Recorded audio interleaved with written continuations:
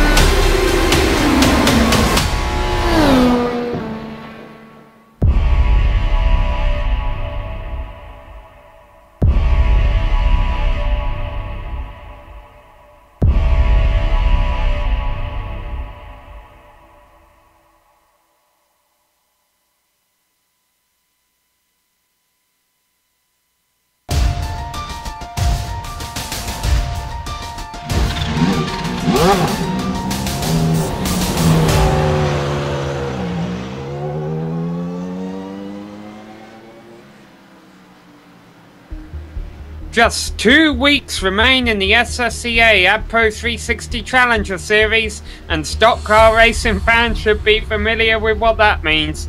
It means that this is the last chance to make it into the Championship 4. Hello and welcome to ISM Raceway here on the Global SimRacing Channel. Hi everyone, I'm Samuel Ryman, and joining me in the booth tonight is Sean Ambrose. Behind the scenes we have our director Joe Peake using camera sets made by Dougie Beard. Sean, this is essentially the XFINITY Series for this league, and so many of the drivers we see here racing for this championship this year will likely fight for the championship over in the SSCA Cup Series next season.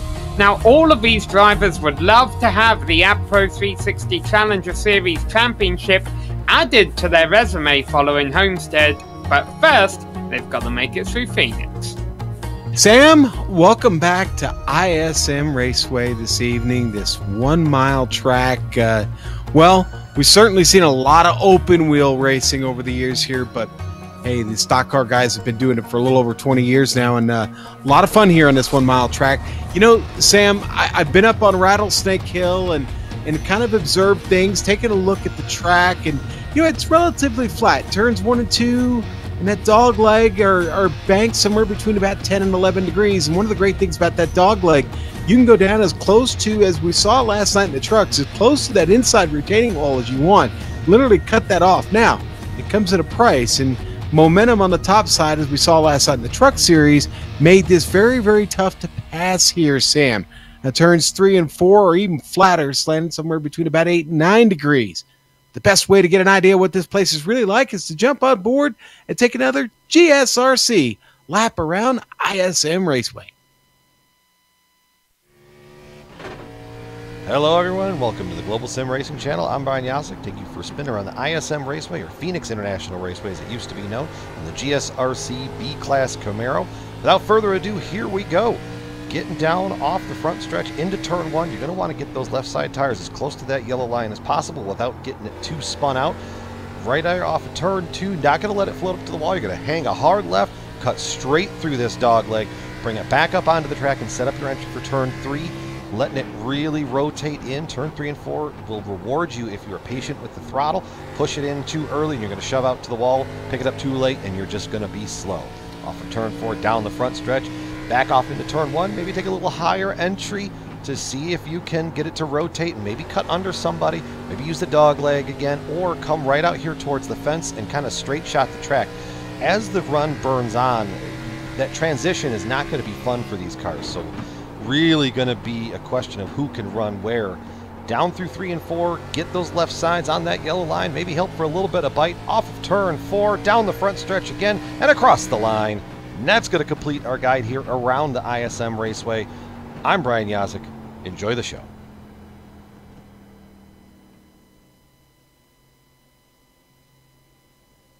Welcome back here on the Global SimRacing Channel from that lap around ISM Raceway.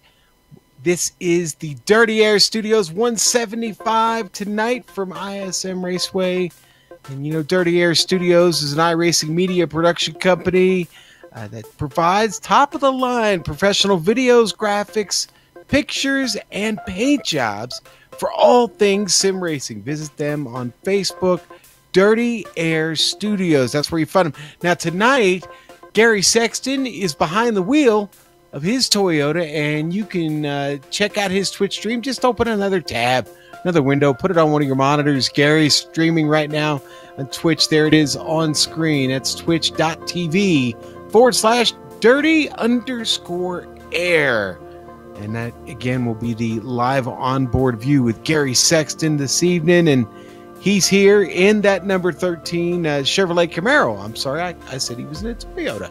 I confused it with his truck. But anyway, Sam, qualifying looks like just about in the books. Everybody got out there, got around here pretty quick. It doesn't take but just over 25 seconds to get around this track. So obviously that process didn't take long this evening. I did see that race control said that there'd be no qualifying for Ryan Hill, and Andrew Payne has not taken a lap yet.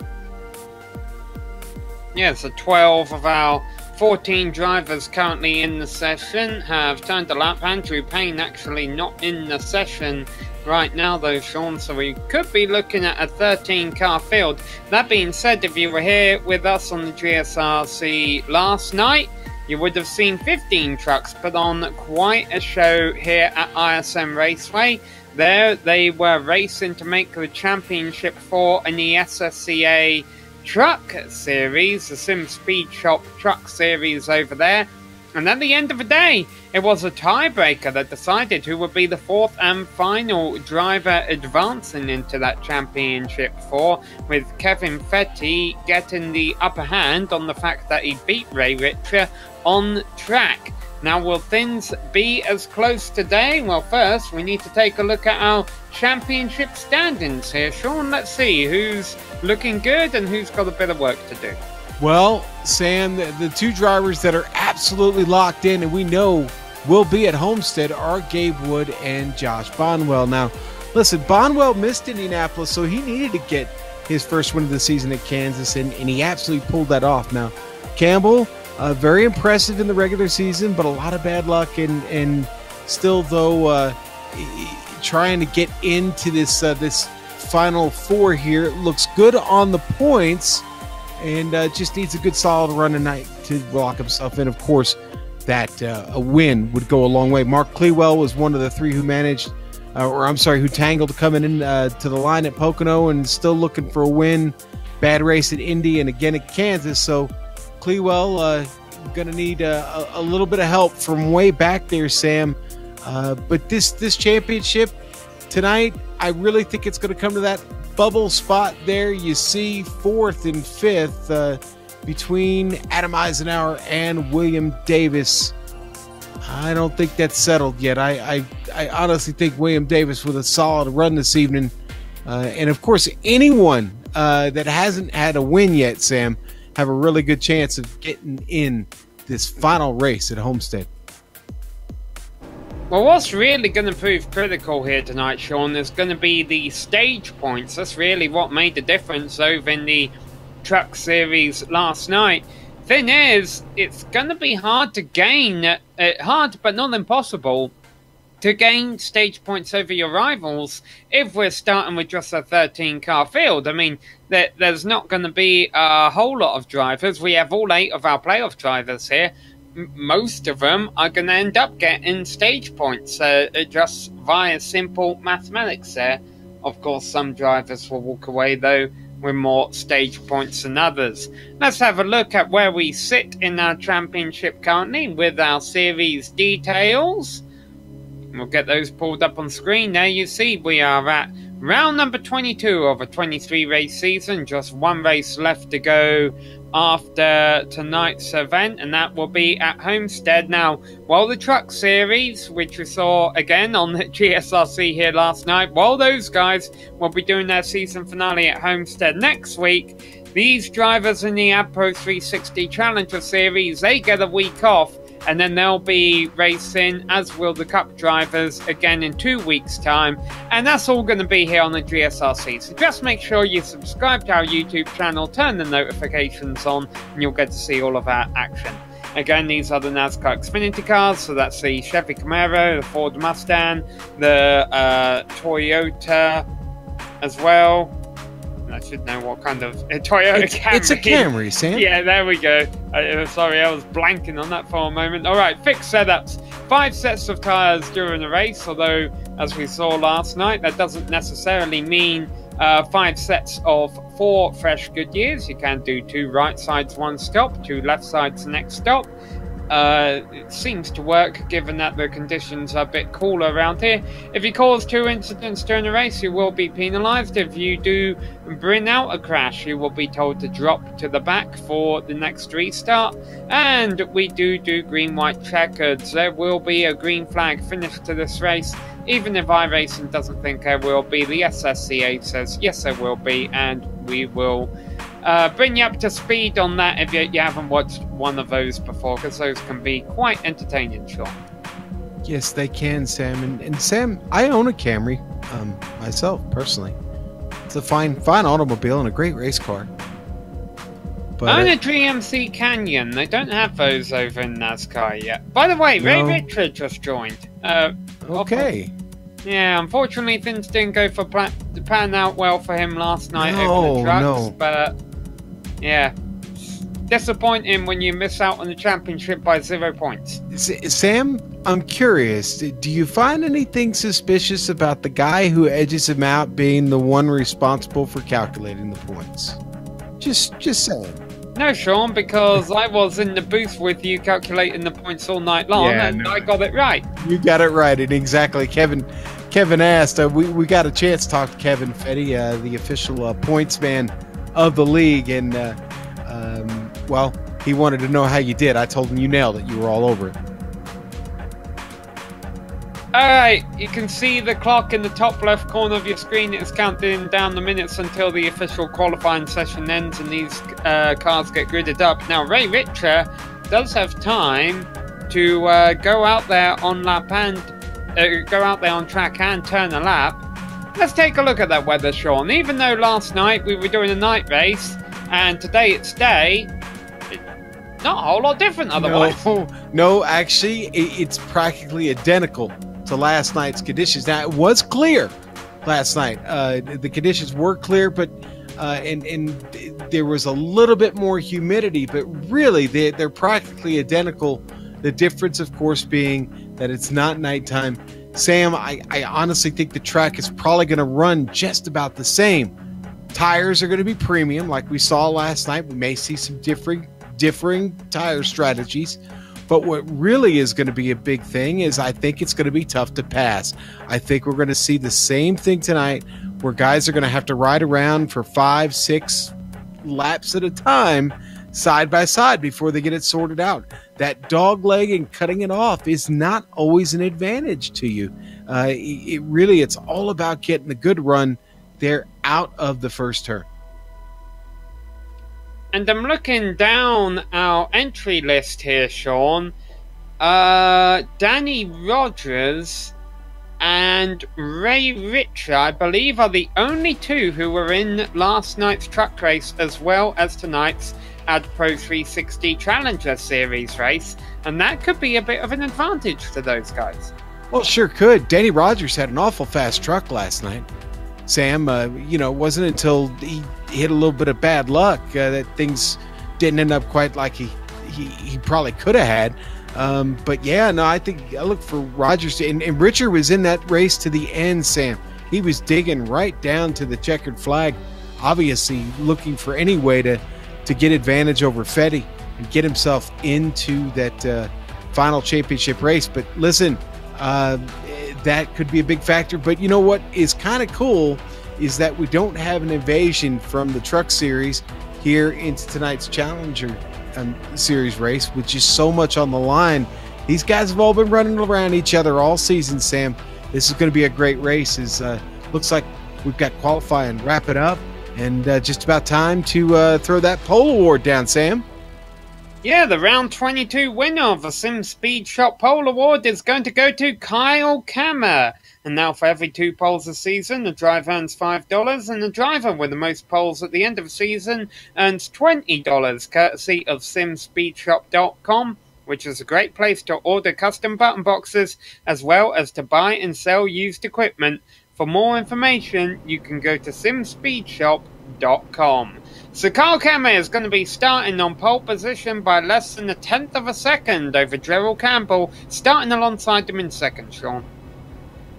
All right, and in row 2, it's going to be Will Davis and Mark Clewell starting 4th in the number 65.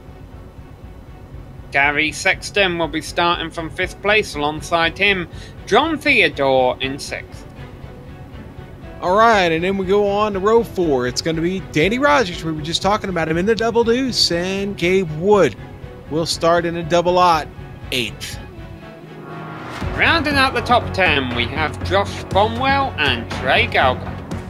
All right, row 6 going to be Eric Stanford in that familiar number 19, and Adam Eisenhower in a number 86 will start 12th. Ryan Hill, Andrew Payne, and Ray Richer did not turn laps during qualifying, so they'll start at the back of the field. Not a whole lot of time for these drivers to warm their tyres up, Sean. It's a 1-mile track, but that still only means 1 pace lap. All right, and let's look at these 3 segments we have, these 3 stages this evening. 40 laps for stage 1, 45 for stage 2, and that third and final stage, Sam, going to be 90 laps to the checkered flag. And everybody's stacking up here, getting ready to go.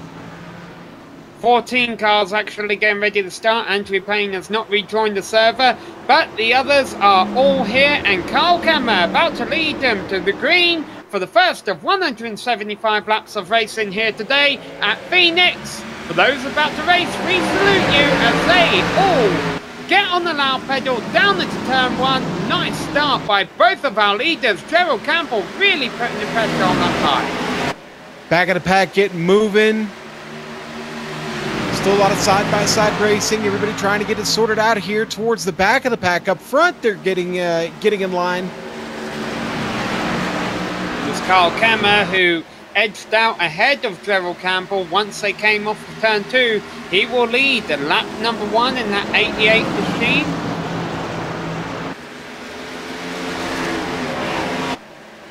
Mark Clee. Go ahead, Sam. Be able to tell our playoff drivers by the orange trim that they have on the splitter above the windshield, and also on the Sean, why am I having such a difficulty on the door panels at the bottom of the door panel and the bottom of the door panel? It's okay, Sam. Wait, Mark Clewell, I got to be honest, he's flirting with a couple of different lines right now. It's kind of opened things up for Theodore. Theodore actually shoots the gap right there and gets the spot away from Clewell. That's 2 up for Theodore. So he's got his Chevy Camaro moving in the right direction at the moment. And from what we saw as we were watching the battle with Hill and Bonwell here, 3 wide. You can do that. Plenty of them down the back straight. Trey Galgan and Eisenhower caught in the middle there. Yeah, but going back to some of these drivers trying to be aggressive early on, the fact this is going on, Sean, yeah, maybe, a contact there between Galgan and Eisenhower. By the way, that's a new paint there. Galgan is running on that 49. He just altered it a little bit with the contact from Eisenhower on the bottom. But the reason they're all going after these spots early on, Sean, especially if they watched the truck race last night, they saw how hard it is to pass. Even if you burn off your equipment making a pass, you might be able to keep it later on in the run. Right, exactly, Sam. And Galgan going for the crossover here on Eisenhower. He's going to get under him, and he's going to take the spot back. And here comes the 55 of Ryan Hill. He's going to get, well, he's going to challenge Eisenhower for the spot. He's going to let off. While this great scrap has been going on here, we have a new driver up in second place. Will Davis has picked off that position from Gerald Campbell.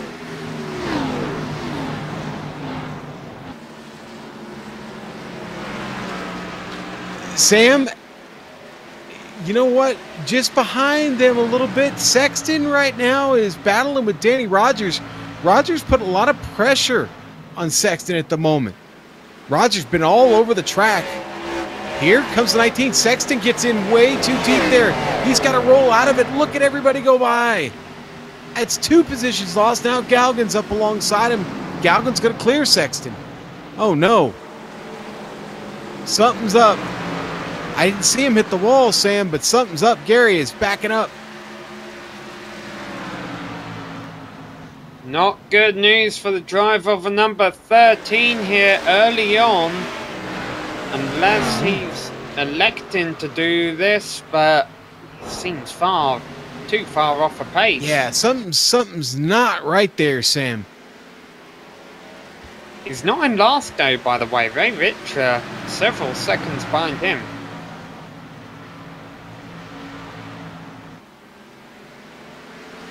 Down the inside, Ryan Hill and Galgan continue to battle back there. We also got a nice battle going on for 4th place here that we're watching.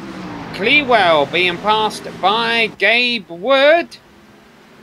Maybe, yep, maybe. Wood's able to clear him. Careful. Yeah, that word a lot tonight. He might have got it done. There you go. That's how quickly it can change. Careful there. Boy, Gabe Wood all the way up the track that time, Sam. Yeah, wonder how bad the marbles are out of the racing line. It looks like Wood just slightly overshot that turn and then he was gone. And I'm wondering if that's just really what happened to Sexton. It just took him to forever to recover from it.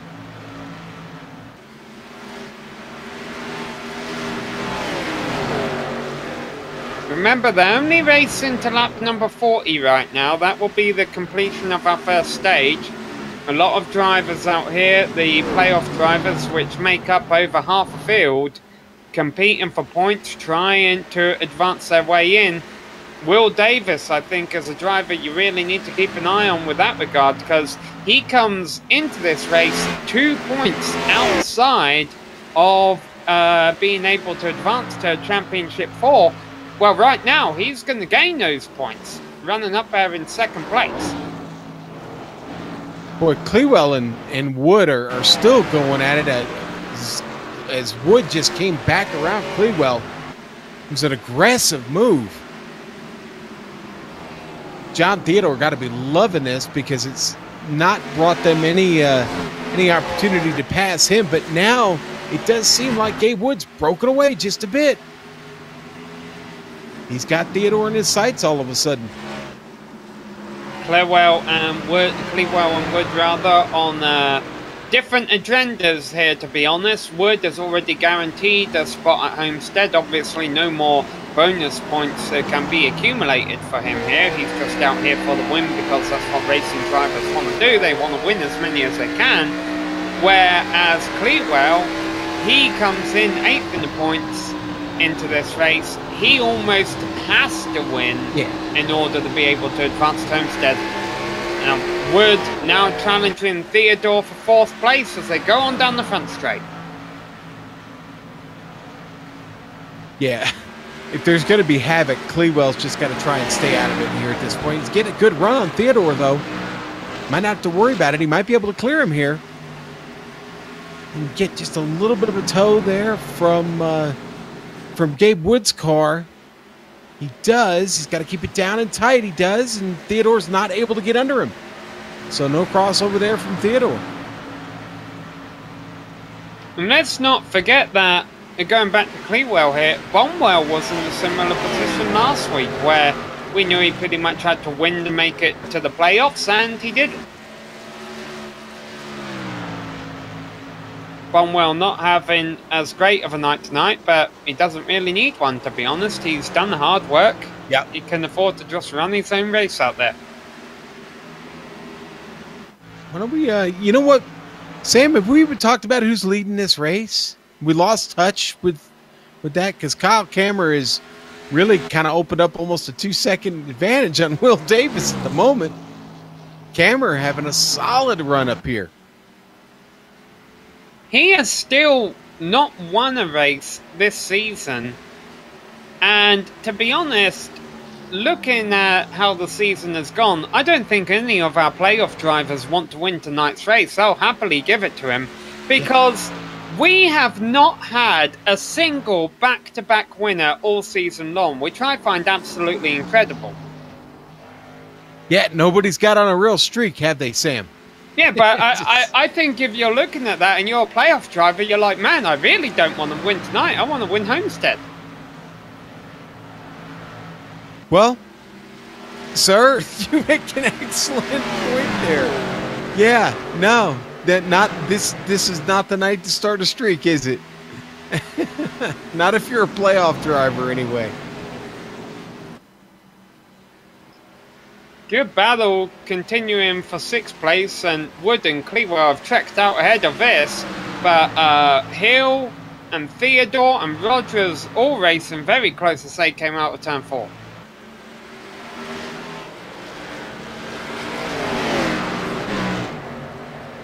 Sam, I think we got to take note of what's going on in front of them right now. Gabe Wood is continuing to march up through the field, and now he's got, Gerald Campbell, Will Davis right there in his sights. This is about to be a 3-wide battle. Watch out here in the dogleg. These have definitely been 3 of the star performers throughout the season. Must be worth noting that even though Gerald Campbell, one driver we've known pretty much the whole season, we would be surprised if he wouldn't be racing for the championship at Homestead. It looks like he will be, but it's no guarantee. He can't afford to be caught up in an ugly wreck in stage 1. If there's anyone in the field who just needs a clean night where a top 5, a top 6 would suffice, it's Gerald Campbell.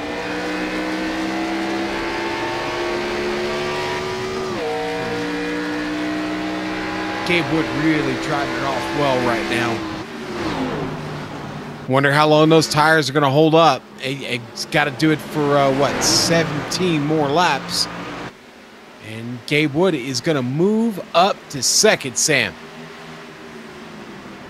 Sean, and I was almost wondering if this is Ray Richards' strategy. The fact that he's just been so off the pace all race long, I wonder if he's thinking, man, I want to stay on the lead lap, but only just, and he's only been driving half throttle the whole stint to think, maybe I'll just do 2 tyres under the stage 1 caution.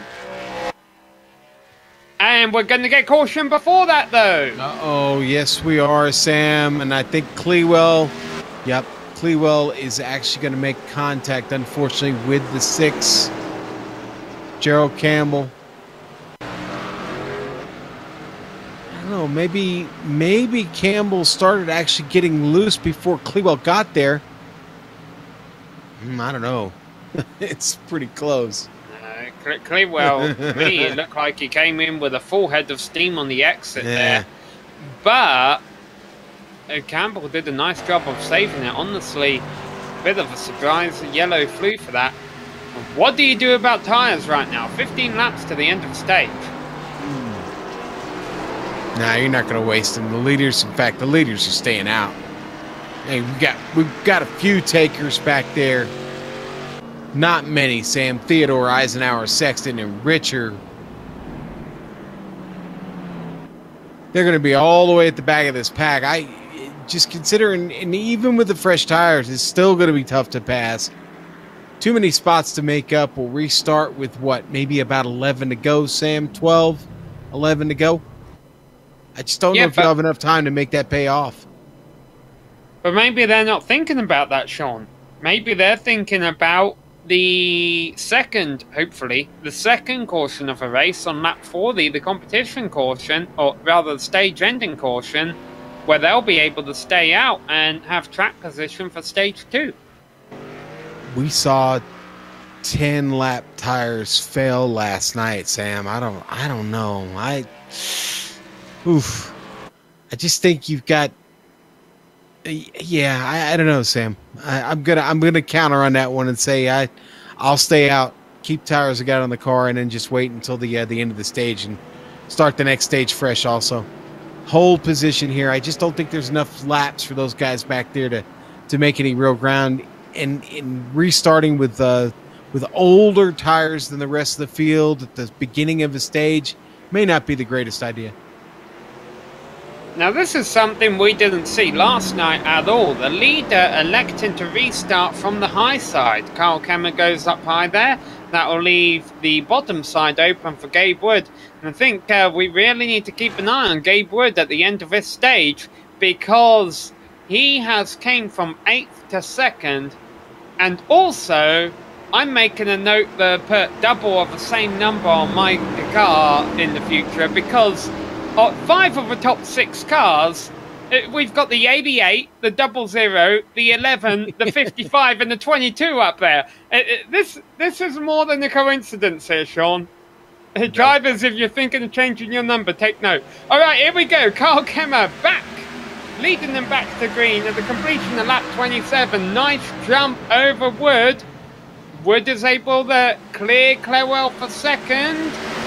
Clewell, who's still running okay despite getting into the back of Gerald Campbell to bring out this caution, battling for third. And here comes the 3 wide just behind him.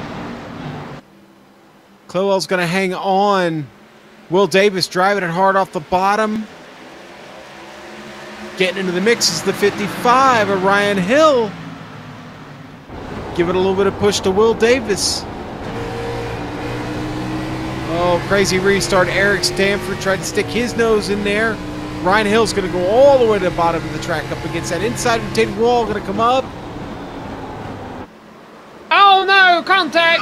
Rogers gets turned and is going flying. That was Campbell who hit him and sent him flying, but that wasn't who triggered the initial contact. Was that Davis? Yeah, no, it was Will Davis. They were side by side, and Sam, honestly,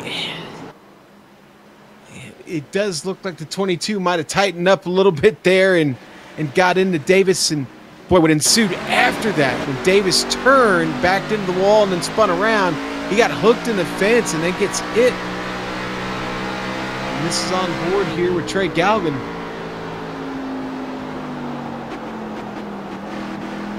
It was Campbell that hit him in the 6. Yeah, that's Rogers you're referring to being hit and going flying there. Right, yes. Now Davis does come in. Hopefully, for Davis' sake, he isn't too damaged here, because and he will have to. He will be penalised and have to do the next restart from the tail end of the field. But Davis, remember, is one of those who really needs just a few extra stage points to get in. And it's interesting, Sean. A lot of the drivers at the tail end of the field using this strategy now, pitting now, so that they'll be able to have track position for the restart when we finally finish stage number 1 here. This call obviously has a bit more of a potential to work. It's less risky. What you're giving up by doing this, though, is all the stage points. Yeah, you're giving up the, well, you know, that's part of the strategy, right? I mean, it's everybody's going to play it a little bit differently. Obviously, Gabe Wood has made up so much ground. I think he's happy where he's at.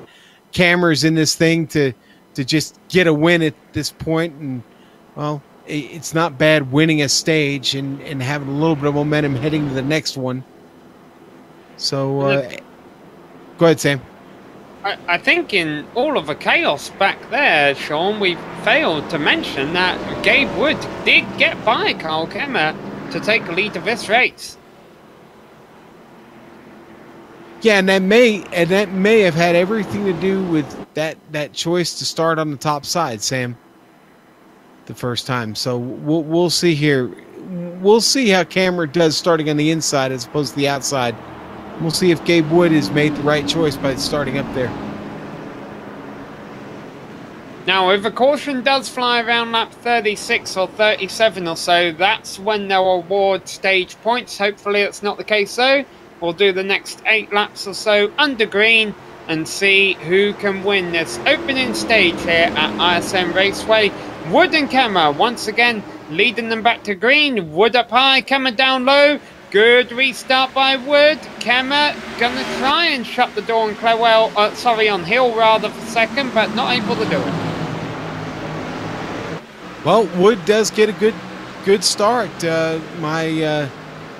My suspicions, they weren't much, because Wood able to just really get on the throttle quick and scream away from the field. Kyle Cameron back there left to deal with Ryan Hill. Drivers talked about it last night during the interview, Sam, that the clean air was really good to run under. Clewell back there gets in the wall. No caution. Yeah, he lost a lot of time, though, and I think he's dinned up right side of that 65 car quite a lot. Meanwhile, John Theodore coming with a full head of steam and those new tyres. Remember, Theodore is one of those ones who got the new tyres around lap 30, and that might actually help him win the stage. He's going to have to get by Wood here. Yeah, Sam Wood, might way work. out the Yeah, boy. Oh, careful. Ryan Hill makes contact with Eisenhower. And where does Eisenhower come from all of a sudden? Adam Eisenhower. I think this is all about tires again here, Sean. Yeah, now he was another one of those drivers who pitted back there on lap 30. This not only has this paid off well for them in that they'll get to start stage number 2 up front because of track position, but they're going to get to finish first and second at the end of stage number 1 and get some valuable playoff points here. Both of these two, Theodore and Eisenhower, racing to make that championship 4. Yeah, and Theodore, of course, chasing Eisenhower right now, so he didn't want to let him by. Every little bit counts. Meanwhile, for Danny Rogers fans, he did get back out there. He's 2 laps down, and his car's not as pretty, but still a long way to go here at ISM Raceway. Only 3 laps to go to the end of stage 1, though, with Theodore leading Eisenhower. Hill has now shuffled Gabe Wood all the way back to 4th, and Will Davis still hanging on in 5th. In fact, he might be going by Wood. Wood really going in the wrong direction. We documented how he'd been super fast at the start of stage 1, Sean. Doesn't look like it's paying off for him in the long run. No, it's not, Sam. Little surprised at how hard that car has dropped off. Maybe he was driving it just way too hard, drove the wheels off it, literally, and there's just nothing left. Will Davis now up to 3rd. Stanford into the pits under green. I don't quite understand that, because he'll go a lap down before they throw the caution flag. Oh, Street White coming off a 4, Bumwell almost into Campbell. Cammer stuck there on the high side. And Sam, what's happened to Kyle Cammer? Man, he's fallen all the way back. That's obviously the old tires. Early on though, so we'll see what he's got later on. Well, for those drivers suffering on old tires, the suffering ends now. Here comes John Theodore out of turn 4, across the line. He will win stage 1 ahead of Adam Eisenhower, Will Davis, Ryan Hill, Gabe Wood, Gerald Campbell just holding on ahead of Josh Bromwell, Mark Clewell, Kyle Kammer, and Gary Sexton rounds up the top 10.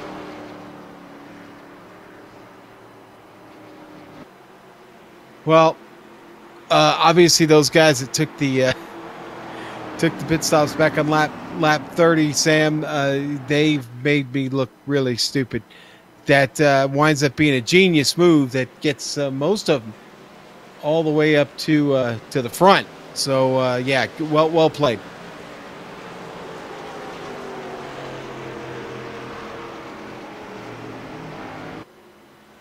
I wonder if all these drivers have statisticians helping them out, spotters helping them out, tallying up their stage points to know where they stand heading into the 3rd and final stage today. We'll give you an update after stage 2 on where we think the drivers stand.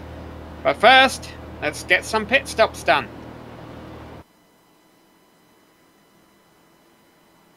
Yeah, I expect everybody, well, most everybody. Stanford, expect him to stay out, Sam. Remember, he just came in. Josh Bonwell's going to stay on track. Here comes Eric Stanford back there. We know Danny Rogers is going to stay on track. He is down right now. A lot of damage on that car.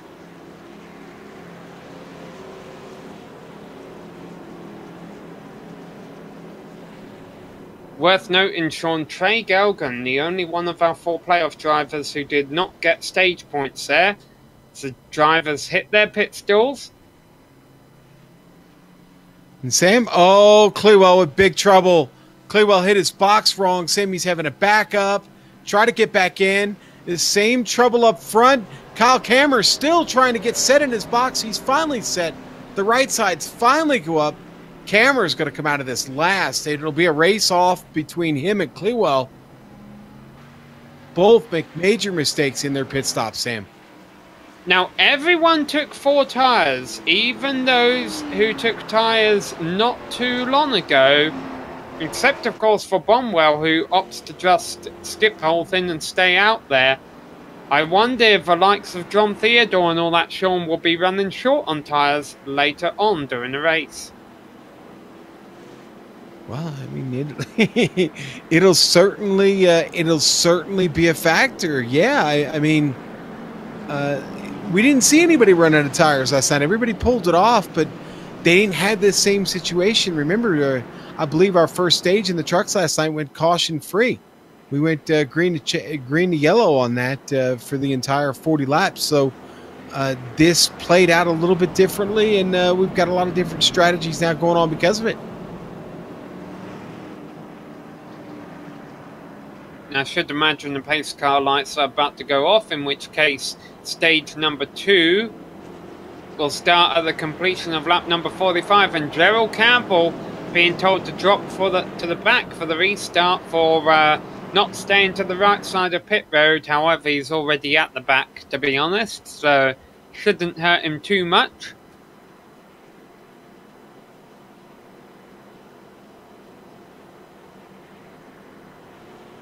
That's pretty big news, by the way, that Trey Galgan, the only playoff driver who didn't get playoff points, because he comes into this race 7th. He is one of those drivers who would definitely need some stage points here today.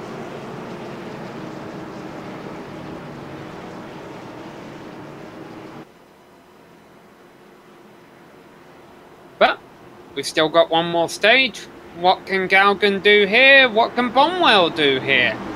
He's got slightly older tyres than those competitors behind, and to be honest, Sean, it looks like it's been a bit easier to pass here tonight than what it was last night. Maybe just a little bit. Maybe I hyped that up a little bit too much about it being so hard to pass. Passes are getting done. They're not getting done quickly or just, guys just getting tremendous runs on each other. But here we go for the restart. And Bonwell electing to restart down low. It's worked well for him so far. Gets a nice jump over the competition. Theodore and Davis battling for second. Boy, and Eisenhower back there almost just plowed Ryan Hill. Yeah, Eisenhower being passed left and right now. The 86 Yeah. not going the right way. He's still in the middle of the sandwich, and into the wall goes Campbell. Campbell. Sorry, Galgan. Similar painted car. Trey Galgan, yes, and he hit it pretty good, Sam. Boy, that was a crazy restart for everybody. Eisenhower He's just still struggling, yeah. Boy, he just tried to make a move on Gary Sexton that really failed miserably for him. He's got a lot of damage on the right side of the car.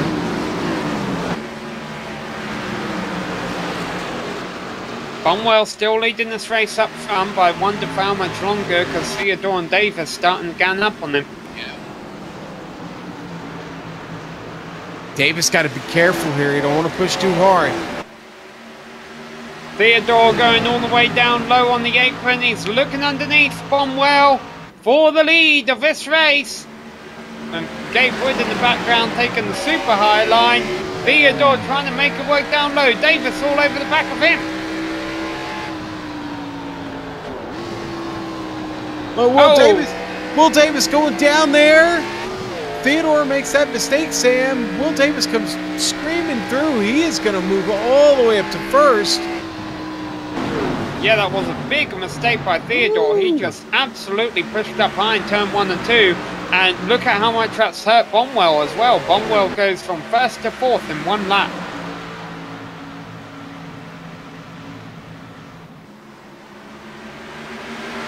Davis in the lead, Wood in second. Definitely 2 of our stronger performers towards the tail end of this season.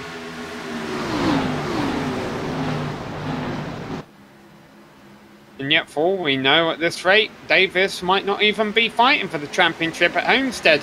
We know Wood will be, and Wood's not satisfied with that. He wants the lead now. Oh, pushes up into Davis. Yeah, oh boy, and Theodore almost contact. Will Davis came right back down across the grill of Theodore's machine. All this hard racing up front, Sean. Look at this, 3 wide for the lead. Yeah. All 13 cars still on the lead lap, covered by 3.5 seconds. It's like Talladega. It really is right now. The racing's so hard. 2.5 seconds. Sexton and Cameron back there have been going at it since the flag dropped. Just now, Cameron's starting to get a little separation and start to focus on the battle ahead. Oh, and he almost gets to the quarter there of John Theodore. Look at that. We almost just had the entire field in 1 shot. Yeah.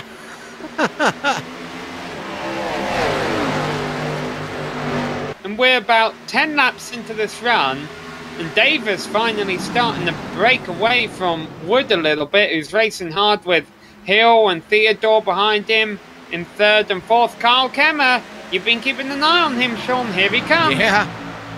Yeah, talk about a recovery drive. He blew it in the pits, trying to get it all back here before the end of the stage.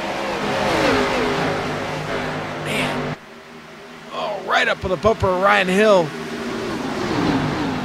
You can see at the back of the pack, we're 3 wide there, going down the back straight through the dog leg.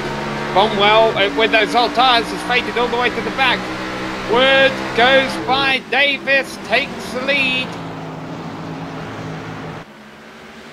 Ooh! Oh! Cameron gets by Theodore with a little bit of a hip check on the way out the door.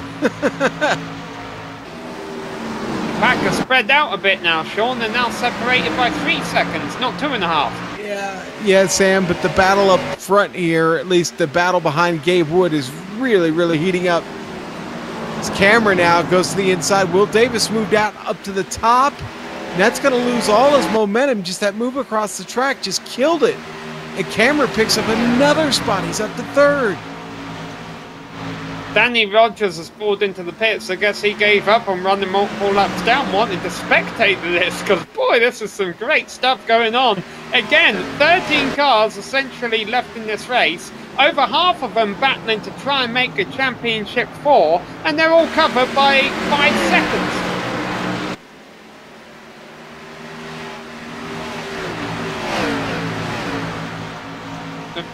Finally, we're starting to get the front end of it spread out a bit. With Wood about half a second lead over Hill and Cameron now have broken away. But the battle for 4th is keeping things stacked up behind them. Theodore just got that from Davis. Yeah, Sexton with a good view of it in the popcorn position there, on board with the Lefty Pro Chevrolet.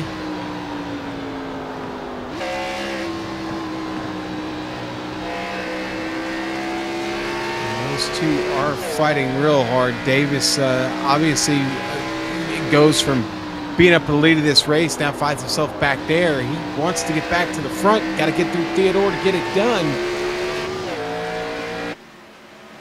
And Sam, Ryan Hill started to pull away from Cameron a little bit. Cameron had that tremendous run, was catching him, and now has backed off just a bit. Maybe that run is coming at a cost, and that is the tires, the Goodyears that Cameron's machine are floating on, have maybe started to lose just a little bit of little bit of something special that makes that car fast. Well, we've been keeping a close eye on these cars battling for position up front, and rightfully so, but it's been equally as intense up back. Bonwell has dropped all the way back to 12th on those older, slightly older tyres, mind you, not even that much older.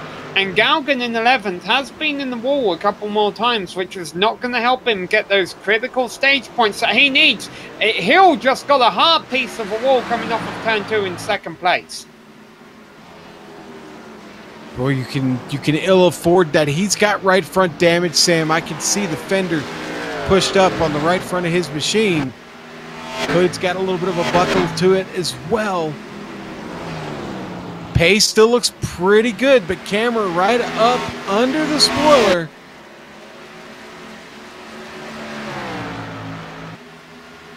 Yeah, even if his car can still race well, it might take him a couple of laps to learn that, Sean. Anytime you get in the wall, it takes you a couple of corners to kind of relearn how to drive it. Yeah, right. You want to get that confidence back in the car, because obviously something just went really wrong that put you in the wall, and you've got to adjust from that. Make sure you don't do it again. You can ill afford many trips up into the concrete barrier here, up into that safer wall. Been still tight for 4th. You see that going on in the back of your picture, with Theodore, Davis, Sexton and Clewell all still nose to tail. The only one of those not racing in the playoffs here is Sexton. I believe he competes for points over in the Cup Series, which will be racing here next week on GSRC, Sean. Yes, sir, they will. They'll be here for their last trip to ISM Raceway.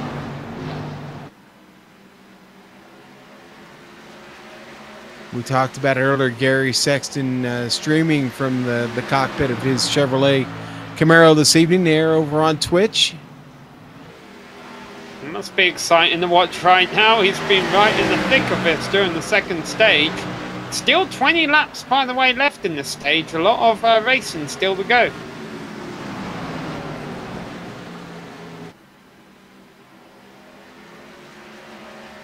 So, we've seen trucks sliding up, cars rather, sliding up out of the groove. Cars getting in the wall like Galgan just did, and that's going to be a yellow off of 4. He's upside down almost. Yeah, he pancaked it, Sam, and boy, Ray Richard does a good job of avoiding him. Unfortunately, it did seem like Josh Bonwell got a piece of that coming by.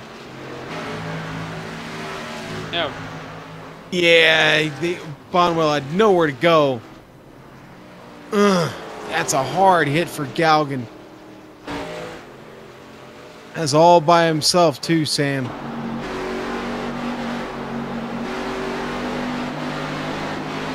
Galgan's championship chances here definitely starting to fade. I think fade is a kind word, Sam. I don't know, Sean. Given the fact we've seen the whole pack covered by 3 seconds, I mean, you never know what could happen in the second half of this race. Are you insinuating that we might have the big one here at ISM Raceway tonight? We got takers on pit road, Sam. Yeah, I'd put money on that big one, honestly. So Hill comes in from second. That'll promote Kyle Kemmer up into second place. Has he been able to save anything that Wood hasn't? And also, let's keep an eye on these guys. Hill, Davis, Eisenhower, Richer and Galgan. Because they're probably going to take tyres here and try and carve their way through the field before stage 2 is over. We saw how much newer tyres helped at the end of stage 1. Yeah, and they've got a little bit of time to get that done, Sam. You know, this is a case where I think you've got enough laps to move up through the field, especially when those cars up in front of you are well over 20 laps on the tires, over 25 at this point. And I think this is a good gamble. Well, I'd agree with you, Sean, but this race has had not necessarily yellow fever to it, but I mean, there have been cautions. We're currently working our 4th caution around lap 70.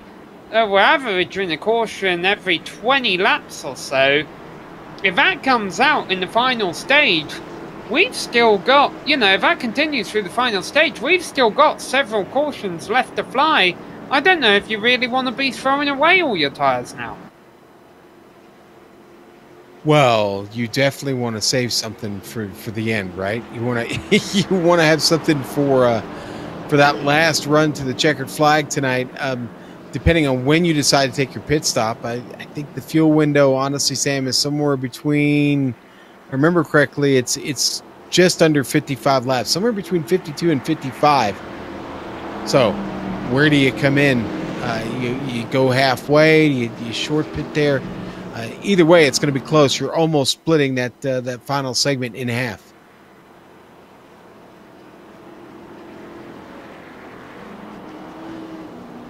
Let's see if the pace car lights go up this time by. They do indeed. So Wood about to lead Kemmer back to green, and Wood elects to restart on the low side this time. I believe when he had control of the field earlier on, he started up high.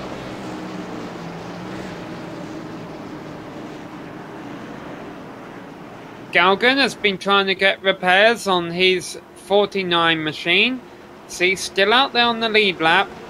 Danny Rogers is out of the race, so we're down to 13 cars now. And as you mentioned, Sean, it's been a bit Talladega stylish in some ways here at Phoenix. And I think we're going to see more of that here because the drivers up front on old tyres, the drivers up back on new tyres, they're all going to clash in the middle somewhere.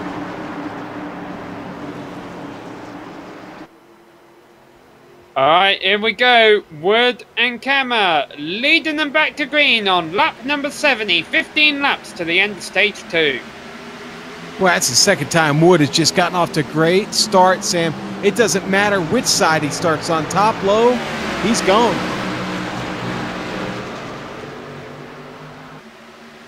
So Wood the lead in. Already seeing multiple grooves being used through the dogleg. Will Davis already moving. I'm moving quickly, Sam.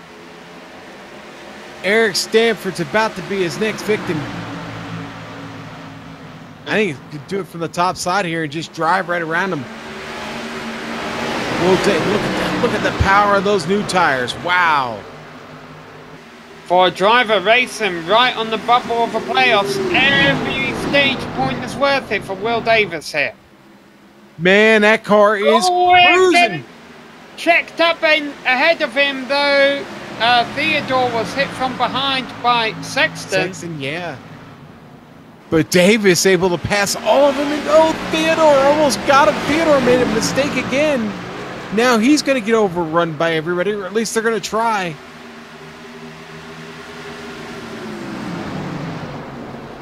Boy, they're all over the place back there. Ryan Hill's the one all the way up at the top of a hill.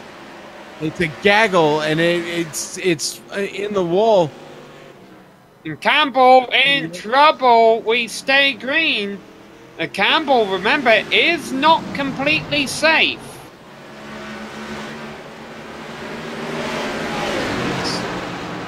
Just gonna get slideways. Tries to hang on to it, and he does a great job there after the contact. And Sam, while we're on the replay, Will Davis gets around Kyle Kammer. He's now about to try and complete the pass on Gabe Wood. I think it's done. It's dusted. And now Will Davis is the leader of this race, the Dirty Air Studios 175.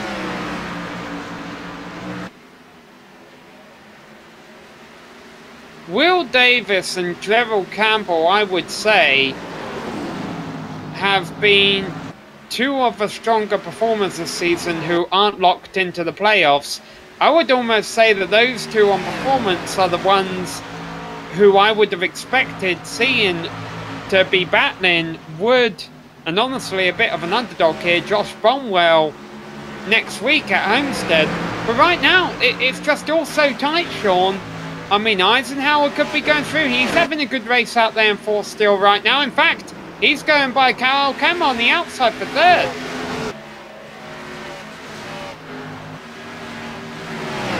Try and get it done. Cameron not giving it up easy here.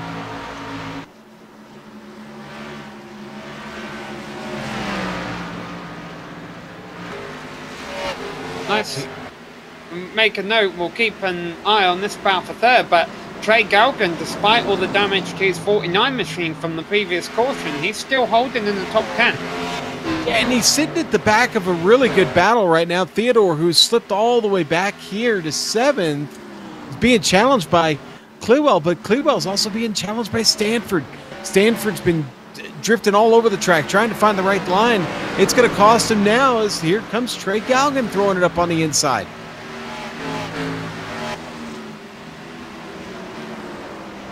Less than 7 laps to go in the stage now.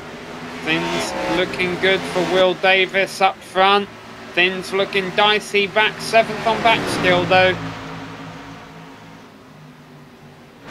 Stanford, the only one in this pack of 4 not racing for points. The other 3 all racing to try and make it the championship 4. Challenge for second. I'm sorry, Sam. Eisenhower getting by Wood. Wood looks to maybe cross him over, and I don't think he has the power left in it. I don't think he has the tires left in it. Yeah, it just nothing there left to fight with. So Eisenhower gets himself up in a second now. Sean, I want to go on back to this battle for 7th, because I've got to get bad news here. Granted, we've got over half a race to go, but I have a feeling you're looking at the three of the 4 drivers who won't advance to the playoffs right here. To the championship 4. John Theodore, Mark Clewell, and Trey Galgan. They need to find some magic in the last half. I think the battle for 4th, the 4th and final championship spot, is really going to come down to between Gerald Campbell and well, it is Gerald Campbell, Adam Eisenhower, and Will Davis. Theodore got a little bit of a shove. It's giving the car some momentum. In fact, looked like maybe there was a little bit. He was a little bent up on the rear end there. Hasn't affected him. No, Theodore plugging along.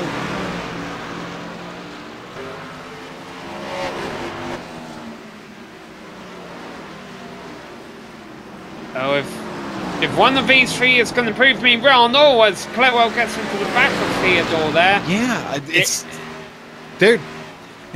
that's the second time that's happened, and I got to be honest, they're not playing very nice right now. That's cost Clewell. He's got some damage on the front end because of it. He's been carrying a bit of damage already, to be honest, but yeah, if one of these 3 is going to prove me wrong in advance, Sean, they've got over half a race to do something different. But the problem is, with the exception of Theodore's 27 car, they're both beat up quite badly. Not that contact between those 2, between Clewell, not helping. Meanwhile, Davis has started the final lap of stage number 2. Looks like it's going to be an easy win for him here. Big points for him. Big points also for Adam Eisenhower.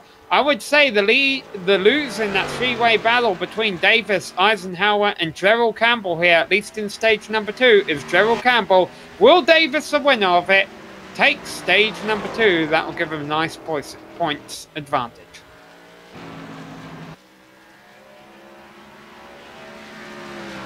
And there is that caution flag.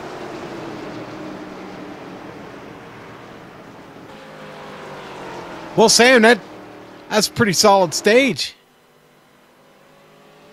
Will Davis and Adam Eisenhower have both earned 18 points in stage points tonight. Gerald Campbell has earned 5.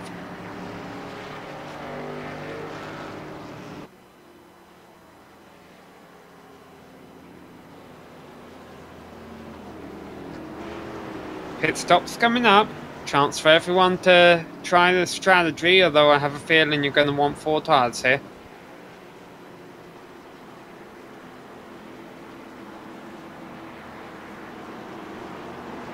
Yeah, I think everybody on the same page with this one, Sam.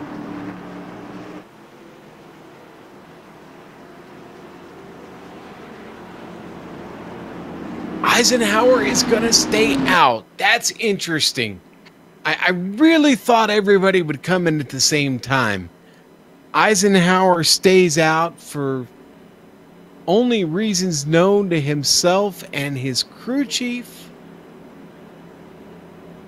Sam, maybe he doesn't have anything left? He might be saving. If he only has one set of tires left, he might be saving it later on. It's worth noting, of course, Adam Eisenhower has finished second in Stage 1 and Stage 2 due to strategy, due to taking tires. In fact, Will Davis only takes 2 tires. That's how desperate they're all getting. I think what we've seen here tonight, Sean, is that stage points have been so critical that drivers have been throwing away the tires just to get that advantage. Yeah. Now, you're right. You're right. That's obviously what's happening here. But Eisenhower, I think we're at with Adam is he's got nothing left to throw away. He's got to play this very carefully. I'll have to play the restart very carefully. We're going to take a quick break. We will be back for the restart here on the GSRC.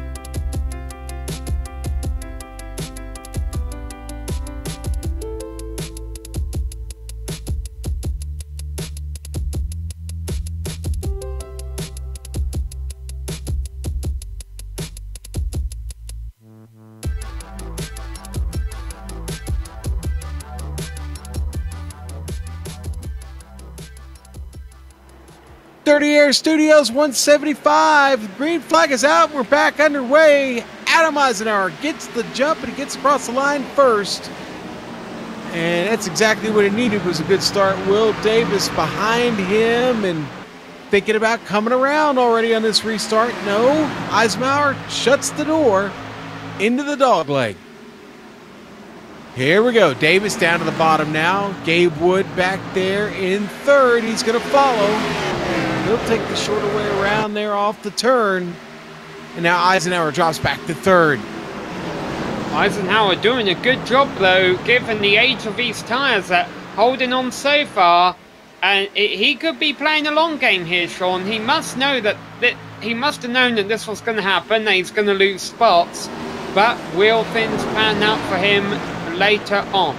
Yeah, he's just got to try and stay as competitive as he can be right now. Oh, Clewell spins! Clewell spins and gets into Eric Stanford.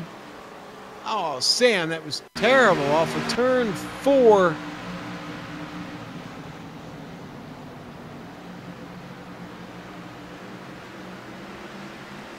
Let's see what happens. Yeah, a little bit of contact with Gerald Campbell, Sam, that started that. Stanford's car, really bad shape. Clewell, who already had a badly damaged car, it's even worse now, Sam, the car crabbing. Here we're on board with Stanford. Yeah, you see the contact there between Campbell and Clewell. It just does not end well for Stanford. Going to get Ray Richer a little bit. I think Richer's going to be fine there. Wow. Costly caution. Many of the drivers at the back coming to the pits to get damage repaired. Tyres obviously not worth throwing away anymore at this point when you only have 5 laps of them. However, even though, let's be honest, I'm fairly certain Gerald Campbell will get an end-of-line penalty for triggering that incident. Even though that might not sound good, I've been doing the math and he's still looking good in the points. He's pretty much guaranteed a position in the championship due to the amount of points he brought into today's race. where it gets interesting, the way I see it, unfortunately, I do not believe Theodore, Galgan, and Clairwell have scored enough stage points where they can advance without a win. Now, of course, that could still happen. We've seen a lot of comers and goes throughout the race. So, that leads the fourth and final of our Championship 4 to be decided. We know Wood's through. We know Bonwell's through. Mathematically, Campbell is pretty much through. After that, after the stage points are taken into account, Eisenhower has a 2-point lead over Davis. So, and they both led a lap. Now, Davis might be out there fighting to lead the most laps and get an extra bonus point that way. But the way I see it, Davis has got to make sure that Eisenhower's a few cars behind him by the time the checkered flag falls, Sean. Well, and we still have a little ways to go, thankfully, Sam, to that checkered flag. A lot to play out here over these next 81 laps. The pace car is set and ready to pull off. All right, we still got a decent field out here for the restart. Some of the cars not looking as pretty as they were earlier. A lot of racing left to go as Will Davis leads them back to green. Wood down low, will filter into second. But boy, Galgan, Kemmer, they have the whole rest of the field over the back of them in turns 1 and 2.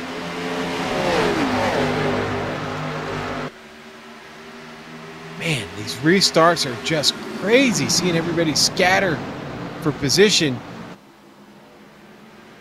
It's always in the same part of the field, Sam. It always seems to be around that 5th, 6th, 7th spot. It's Theodore right now and Eisenhower. Wood just took a lead from Davis. Will Davis try and cross over, though, coming out of turn 2? Wood just threw it into turn 1 and made it stick.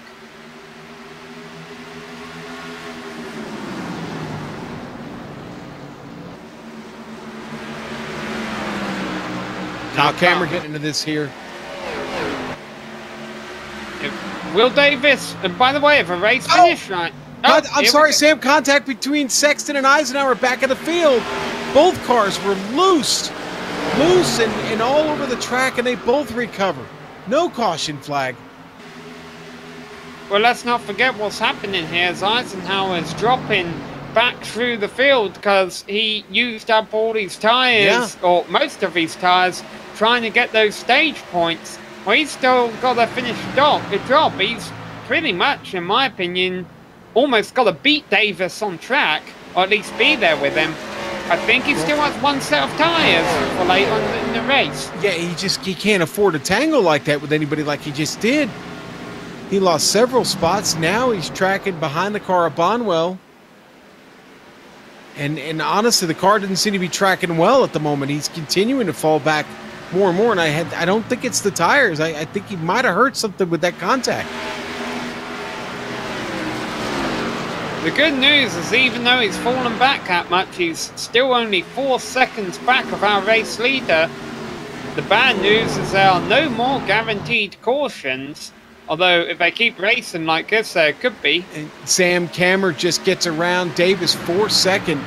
Boy, that took a while, and I think what we're starting to see as the race goes on, this track is getting harder to pass on, and it's taking longer to make those moves and pull them off and execute them. Also, what we're seeing is a resurgence of Kammer. Remember, he was doing really good up front earlier on in this race. And in that, he's now making his way back up. Davis seems to be pedaling it a bit, Sam. He's dropping back. He's not dropping back drastically, but right now maybe Davis trying to save those tires just a little bit. I wonder if he's doing the same math we are and realised, hey, all I've got to do is race Adam Eisenhower. He's several positions by me right now. Let's not risk anything. Gary Sexton just got around Trey Galgan back there. That was to get himself into 8th. Now remember, if any of John Theodore, Trey Galgan, or Mark Clewell can somehow break through and win this race, they've all been running around 7th to 10th position for most of this event. All of a sudden, that Davis-Eisenhower battle goes out the window. Neither of those two will make it through.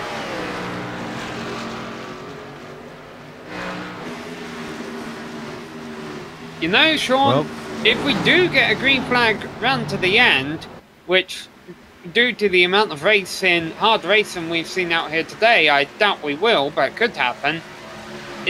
This race could very well come down to who short pits. Yeah, it could, Sam. That's a really good point. I'm glad you brought that up. It could.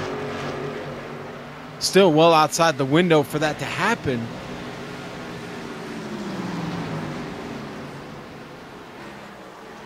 I think the cars have spread out enough at this point, Sam, that it's going to be driver error that brings out the caution. I just don't think at the moment. I mean, the close battle right now for me is what Ryan Hill's trying to do on Kyle Kammerer, but he's not pushing incredibly hard at the moment. And again, I think Will Davis is sitting back there on those tires, just trying to take care of him at the moment. Well, you say driver error as if we haven't seen that today, Sean, but we have. I mean, even when they haven't been battling, we've seen cars getting up in the wall, and sometimes it's led to cautions from drivers reacting behind them. Yeah, maybe driver error wasn't exactly what I meant, but I should have been more direct with my point.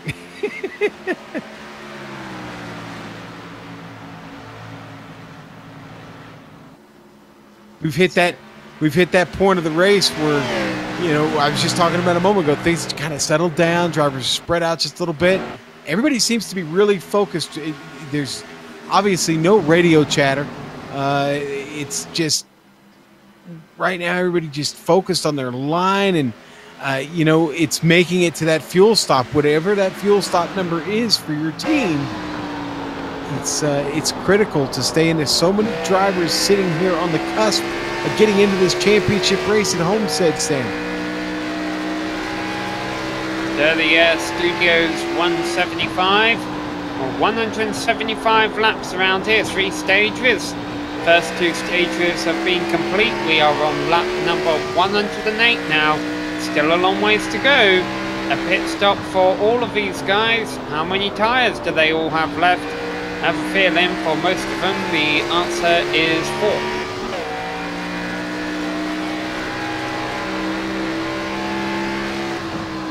Sam, I want to remind everybody, if they want to check in on Gary Sexton and his stream, the number 13 car has got a stream going on Twitch right now. That's twitch.tv/dirty_air. Gary in there racing, talking to the fans. He's got a few people watching right now.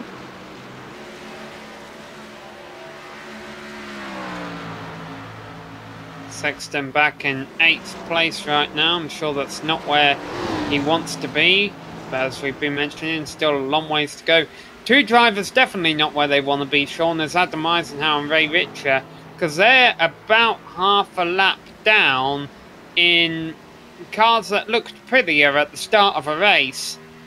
And there is a risk, if this run goes on for a while, that they could both go a lap down. I would say it. I'd say it's in it. Well, I don't know, Sam. I wanted to say it's inevitable. I guess nothing's inevitable tonight, but yeah, if we stay under a green flag, I think it's likely. Boy, Davis has really dropped off now to Ryan Hill.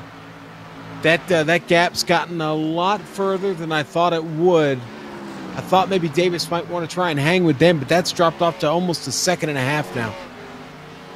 Well, he might be able to close back in if Kemmer and Hill start battling hard for second. It definitely looks like Hill's trying to make something happen. I think Hill's just trying to rattle Kemmer, honestly, in a mistake. I don't really think he's trying to pass him. I think he's just trying to keep the pressure on here.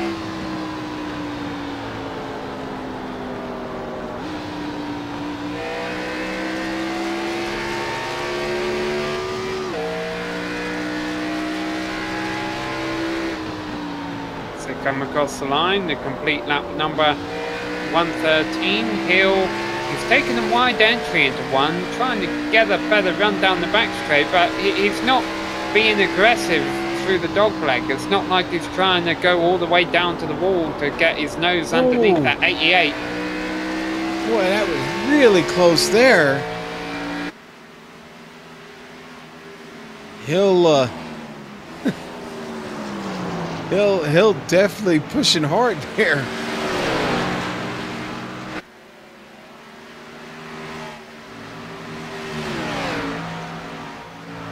P2 and P3 definitely close on course. It should be worth noting, by the way, that we're down to just 12 cars now. Unfortunately, Eric Stanford did call it quits. Gabe Wood just got a piece of a wall coming off of turn 4. This isn't the first time we've seen this from Wood, where he's had a really good race going and kind of just, I don't know if he lets his focus slide a little bit or if he's just overdriving the car so much. But especially at Bristol we saw this, where he's leading, everything's fine and dandy, and then he puts in the wall. Yeah, and honestly, Sam, it's not going to help. It is a pretty good buckle into that fender. You can already see Cameron's starting to close the gap a little bit. You talked about this earlier. He needs a few laps here to kind of get settled again and get comfortable. And this battle back there for second, heating up. Hill coming around the outside. Well, this is actually saving Wood a bit after he gets into the wall. Any time he would have lost is now being made back because these two are battling hard for second. Or maybe it was Hill getting hungry. Maybe Hill saw Wood getting into the wall, and he realised, okay, now I need to start making my move because that 00 is weak. And look at this, Kemmer coming into the pits. He's short pitting. This will get him to the end, and it's just Kemmer. Thought he might have brought a couple cars in with him, but nope, just the 88 for now.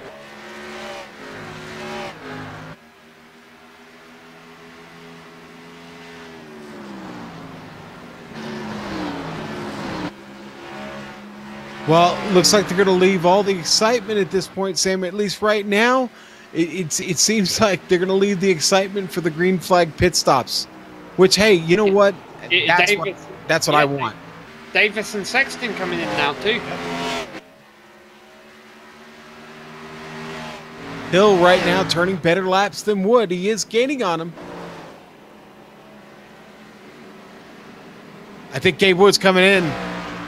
No? Okay, that was somebody else. I heard somebody decelerating. Must have been Will Davis, actually. Will Davis in his box. So it's Gary Sexton. Lowell comes in.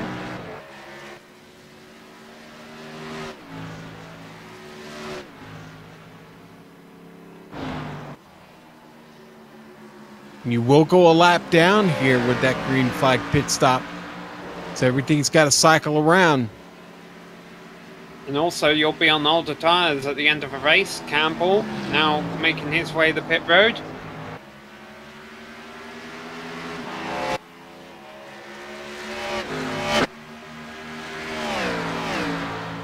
Gabe Wood out front digging right now, staying out here just as long as he can, Sam.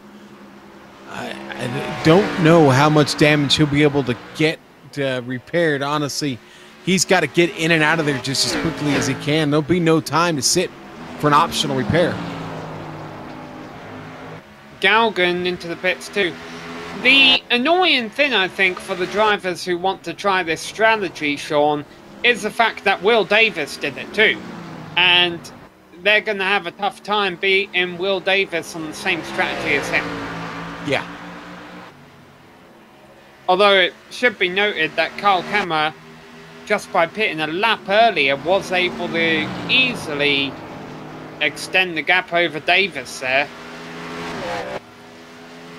But I'm thinking, honestly, even though that's good for Kemmer's chances of winning this race, I'm thinking more about the playoff scenario here, where Adam Eisenhower...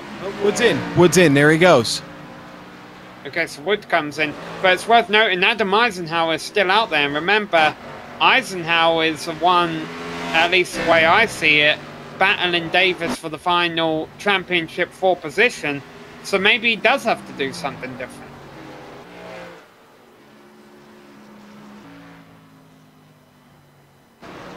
Ryan Hill, your new leader, Sam, he's got to come in. He's not going to do it here. No, unless he's trying the other strategy first, because let's not forget, Sean, even though these drivers will be gaining time now, they'll be the drivers pitting now will be losing time at the end of the race. Bonwell's in. Richards pulled his car down. He's in his box. Ryan Hill gonna stay out again.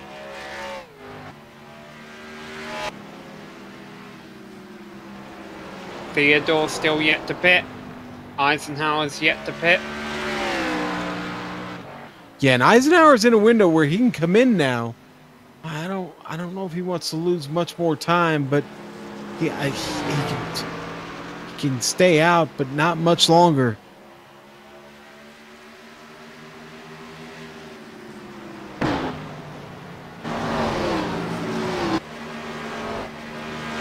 And Sam Davis does not catch Wood, even though he tried to undercut him there. Yeah, Davis and well, Cameron was able to do it though, but Davis, yeah, not as fortunate. So both Kemmer and Davis came in way before Wood. You would think they'd be able to take the lead from Wood on those laps on newer tyres. Well, Kemmer was able to do it. Davis, not as lucky. But now, for the remainder of the race, Kemmer is going to be on older tyres than Wood, who's going to be trying to run him down.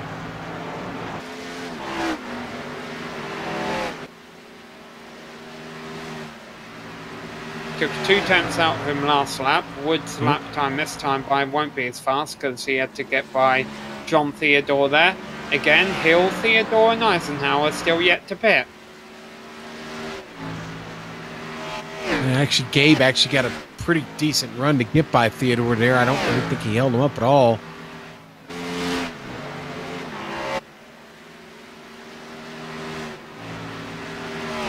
Yeah, Eisenhower's got to try something different to Davis, Sean, because he's not going to make a championship 4 on a pace battle against Davis, but maybe he can do something strategy. Yeah.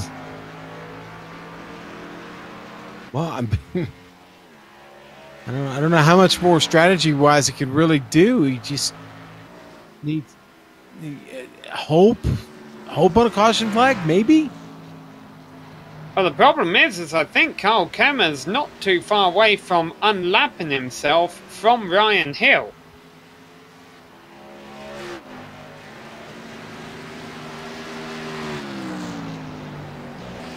Hill's just exiting turn 2.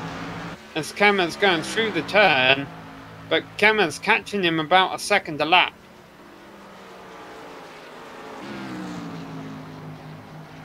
Oh, I mean, Cameras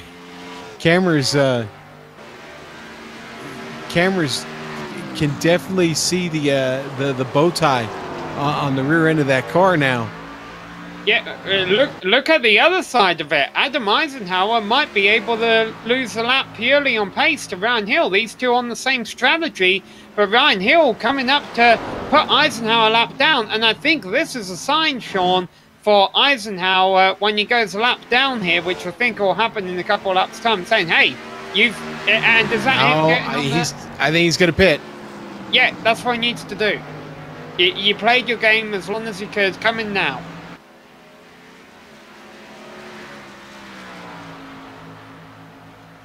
Either that or he signaled to let Hill go by.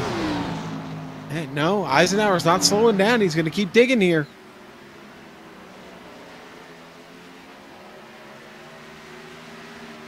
For what it's worth, even though he's a lap down, he's in the lucky dog position if a caution did fly.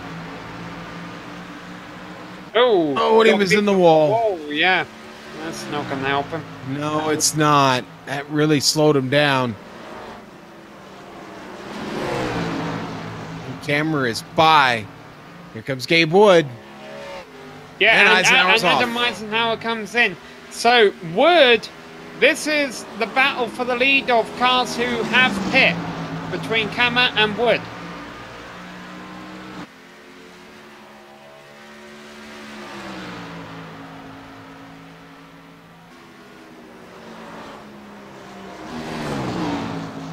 So, a lot of pressure right now. The 00 has been running the 88 down at about 0.2 a lap. He's going to try and go on the high side as they enter turn 1. You know, Cameron was best when he was out front.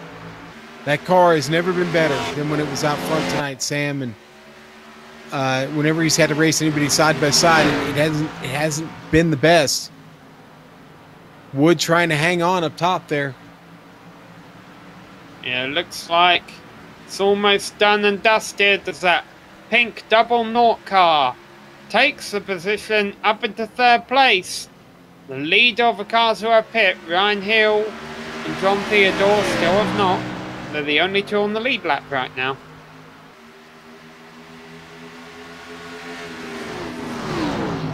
So Eisenhower has came out of the pits 2 laps down in 12th place. Sounds really bad. It is really bad. But he's got fresher tyres than anyone else on the track right now.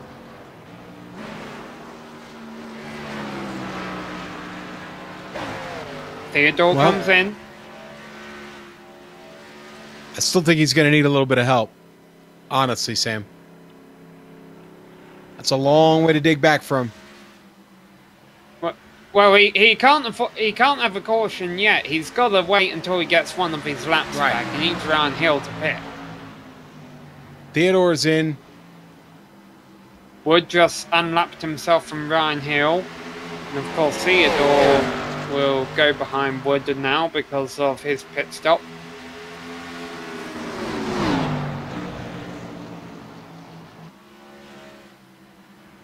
So, Hill, the only driver out there yet to bite the bullet.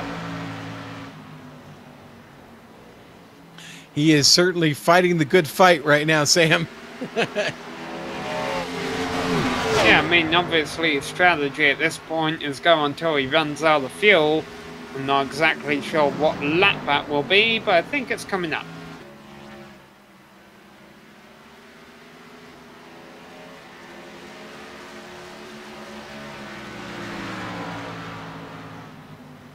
Wood's car seems to be running well after that damage he picked up by getting the wall earlier, Sam. Car seems to be tracking well, and his times are still some of the best in the field.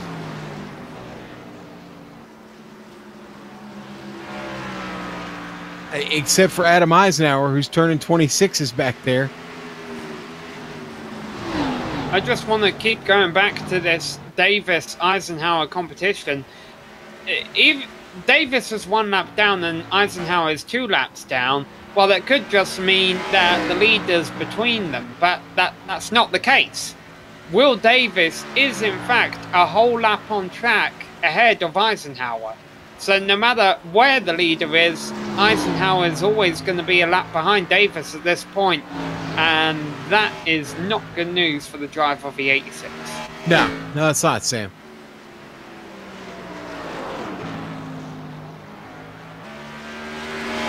I mean, he got trapped into his own strategy. I mean, we're assuming that he had only that one set of tires left. He had to do the best he could with it. Will be very interesting seeing who's got what left if we do get a late caution. Also, at this rate, it'll be very interesting seeing who's on what lap if we get a late caution. Gerald Campbell pressuring Gary Sexton, by the way, for 5th place right now.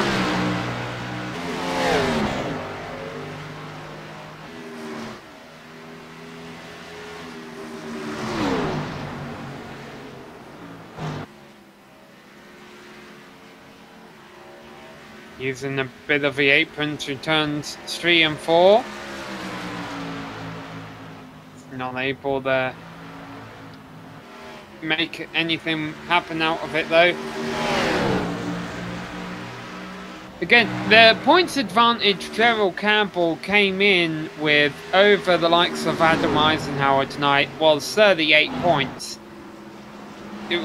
Let's take Adam Eisenhower specifically. Adam Eisenhower scored 18 stage points, Campbell scored 5, and Ryan Hill finally pits. So even though that's a 13-point advantage for Eisenhower, he's still 20-something points back of Gerald Campbell, and with this field only being 14 cars strong at the green flag, you can't make 20 points back purely through finishing result. That's why Gerald Campbell is safe.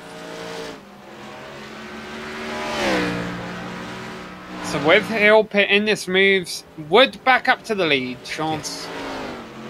Wood is the man. Again, the car still looks really solid. His time still low 27s. Been really, really consistent here over this run since he came out of that pit stop. Cameron's just got nothing for him and about 6-lap older tires.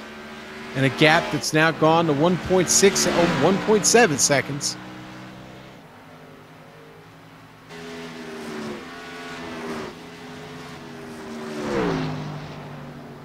Hill just pit, right? He did. Yes, Sam. He just come out. How in the world did he run that deep on the run? Well, two tires. Yeah, okay. 2 tires. He's back and forth, and I'm trying to work out how they pull that one off. This is a very interesting strategy by Hill. Of course, he could make a much shorter pit stop because he wouldn't have had to put that much fuel in the car. He just turned to 26.6. He was the fastest car on track.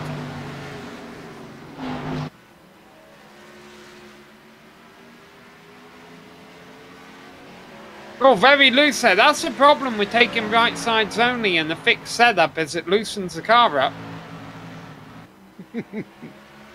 How loose? That loose, Sam. Ryan Hill not racing for points, racing for the win.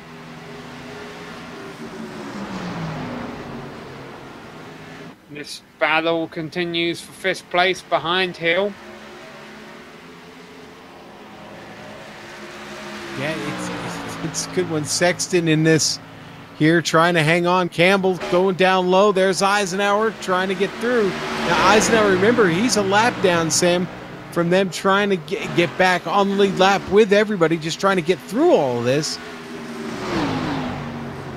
Oh. Yeah, Hill's caught by Davis for 3rd. Really, Eisenhower's target right now, Sean, needs to be Trey Galgan. Because if Galgan's sitting in that lucky dog position, and if Eisenhower can get that from him, then he'd be able to get back on the lead lap if the yellow flew. Problem, he's 10 seconds behind him. There you see the interval on screen.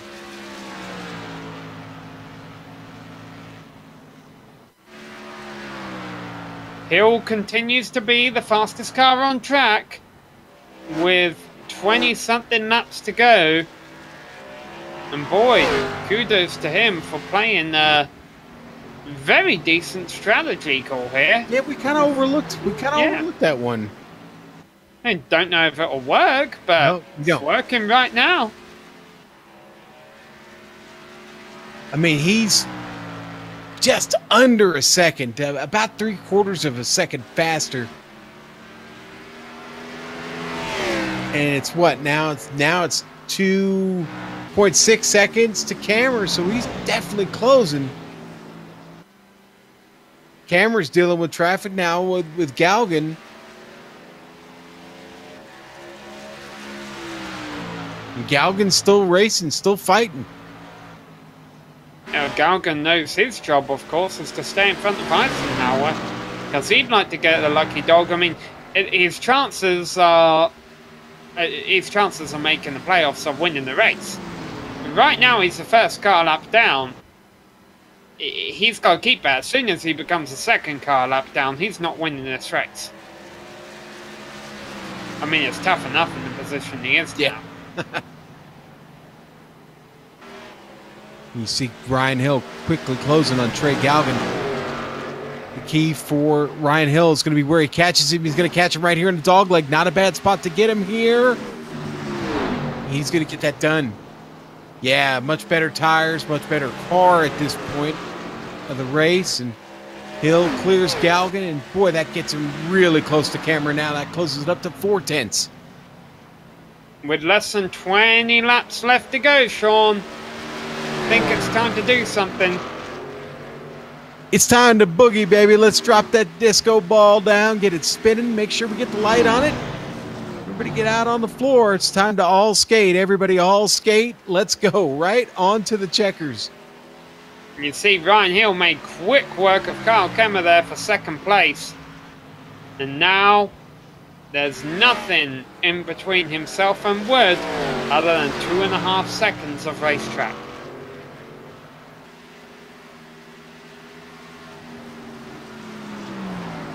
Ooh, this is going to get exciting.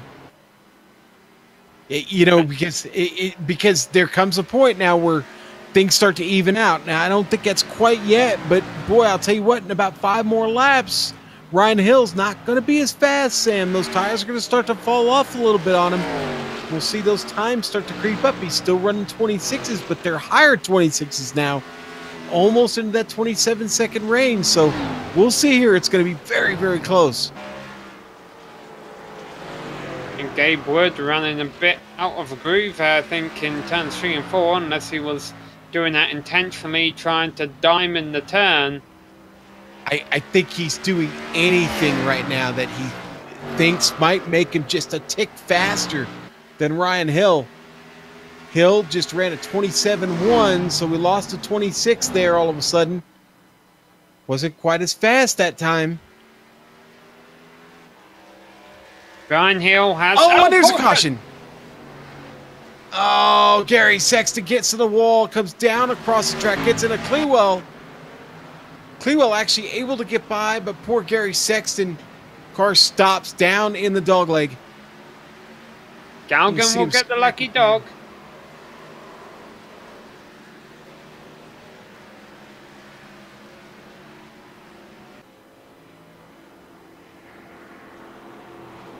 Wow. All right. Who has tires left? Director just stole my thunder. I was going to say, well, that changes everything. He beat me to the punch. That does change everything. Apparently, Wood, Hill, and Kem have tires. Davis must not. Campbell and Clewell, I don't understand why you wouldn't pit unless you just don't have tires left. You don't have tires left. That's why you wouldn't pit here at this point. I think we're pretty positive Eisenhower doesn't have any left. He's obviously down. He's a lap down. Yeah, he's a lap down. Look at this, Sean. I almost wonder if Davis might have a set of tires left, but he stayed out on the racetrack to keep Eisenhower a lap down. Because if Davis pit, Eisenhower would be getting the wave around, and then he'd be able to race Davis. Gabe Wood gets out of there first.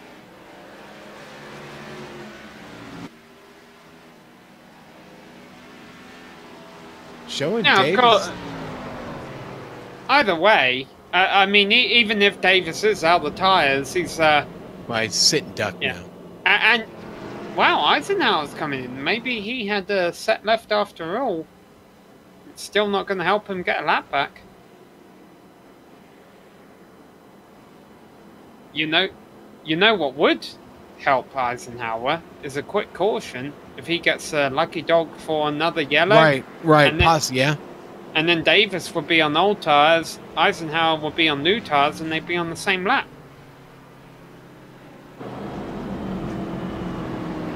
Well, this will be a sketchy restart for Will Davis. At least, boy, if he even starts to spin the tires, it's going to be really, really hard to recover from that. John Theodore not on quite as old tires there as Will Davis, but still at risk for maybe spinning him there on the start. So you got to be very, very careful here. If you're John Theodore, Gabe Wood back there fighting, you can ill afford to have something go wrong here and get into that trouble. And unfortunate news for any Eisenhower fans whose hopes I was getting up. When he came into his pit stall, I think he did fuel only. I don't know if that's just help handling on the rear end of that car, but I did not see his car get jacked up, so that confirms he did not have any tyres left.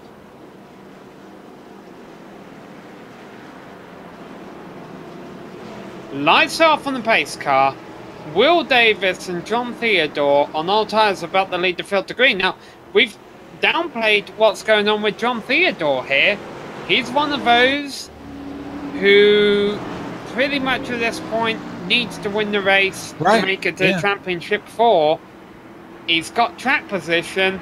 I mean, he's pretty much hoping for everyone third on back to wad up here, because otherwise they're going to gobble him up on tyres. I honestly think it's the only chance Theodore's going to get is right here on this restart. And let's see what kind of restarts Davis and Theodore get on those old tyres.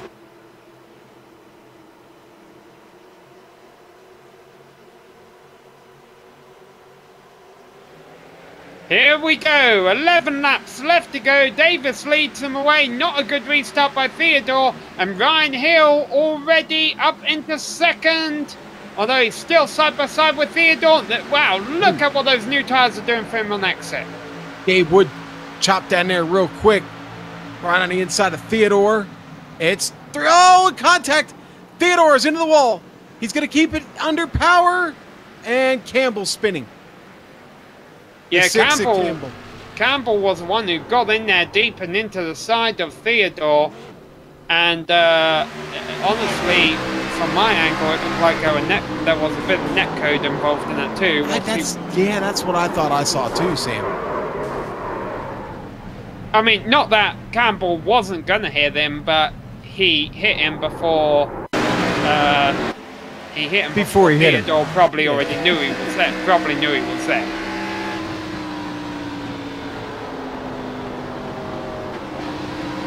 Yeah, I mean, that is netcode there, Sean, but if there wasn't such a thing as netcode, he was going to hit him about half a second later.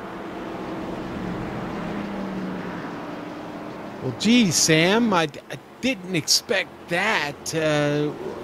Really? Well, no, I didn't. I honestly thought we had a chance to get to. The finish here. Eisenhower, though's going to get that lap back. Yeah. He should, right? Yeah. Yeah, that's what I thought too. He's not in a hurry to go by. I guess it's when they'd be giving it to him.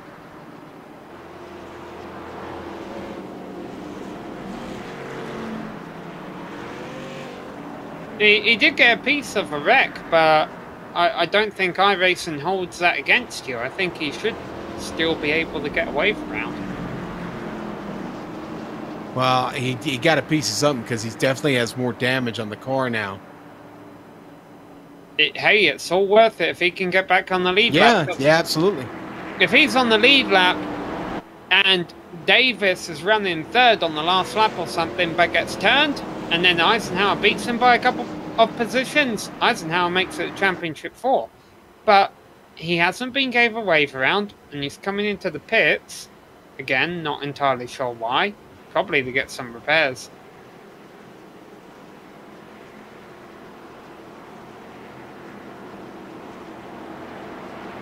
Very possible they might not be giving him the lucky dog, Sean, because of a incident with Gerald Campbell there once he flipped back down the course. Apparently that is exactly it. Yeah, and that's why he decided to just come on down.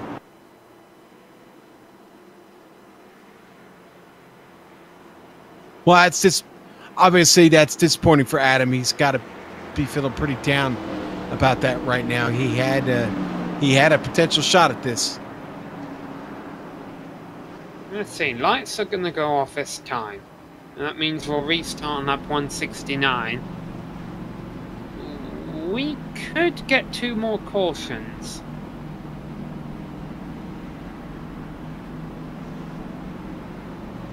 We'd have to get it right on the restart. Wouldn't be good for competition side of things. It would be good for Eisenhower. And let's be honest, the chances of us getting a caution on the restart here could be quite strong. So here's the way I calculate it, Sean. This is the math I've done, right? Eisenhower came into tonight's race with a 2-point advantage over William Davis. Eisenhower got second and second in the first 2 stages, that's 18 points. And Davis got third and first in the first 2 stages, that's 18 points.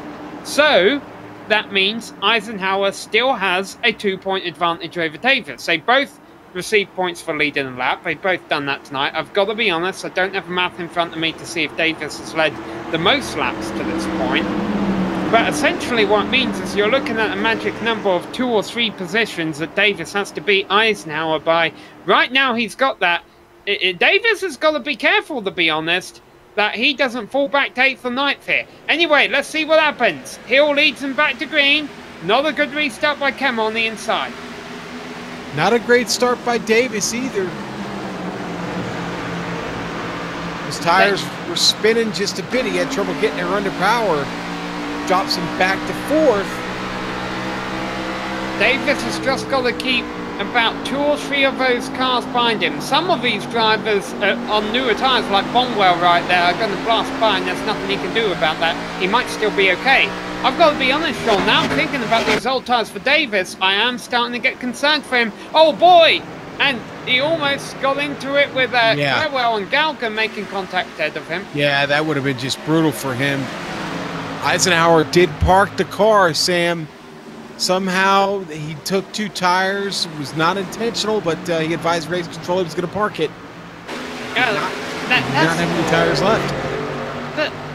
Oh, okay, so that disqualified him. Right, exactly. Okay. Exactly. I was going to say, because that's going to cost him. That's going to cost him a position to Ray Richter. Meanwhile, battle for Galgan's spinning. Galgan was spinning, coming into the dog leg, and that's going to bring out another caution. And our last caution of the day. Now, iRacing will say the race will finish under yellow, but it won't. We'll get a green-white-checkered. Kemmer was ahead of Hill at the time of caution. He'll lead the field back to green.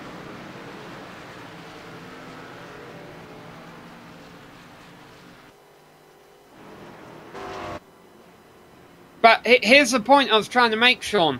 By doing those tyres by mistake for Adam Eisenhower and disqualifying himself from the race, that's going to cost him a position to Ray Richter, and that's going to help Will Davis out very slightly. Yeah, no, that's well, okay. So Adam came on the radio just before we got restarted there, Sam, and said that on his button box he had everything unchecked, and everything was clear, and for some reason 2 tires were issued to the car, so he self penalized himself there. Would have been penalized by league officials in post race, but he parked it, and he just sit there. He's going to sit there and spectate this out, and that will probably most definitely cost him his chance at getting into the championship race. Well, maybe not, though, because look at what just happened there. Ray Richter gets a wave around. That puts 11 cars on the lead lap. If something bad were to happen to Davis... Well, hold on. Let's take all that back right now. We're going to get green-white-checkered, aren't we? So... but... Does that... Yeah. Now I'm... The rules say the rules say just the top 10 restart on the green-white-checkered. Correct. But I think it was at Talladega, Sean, where it was 11 cars. They let that go. Yeah. Well, they did it with 12 one night. So, hang on, race control's talking.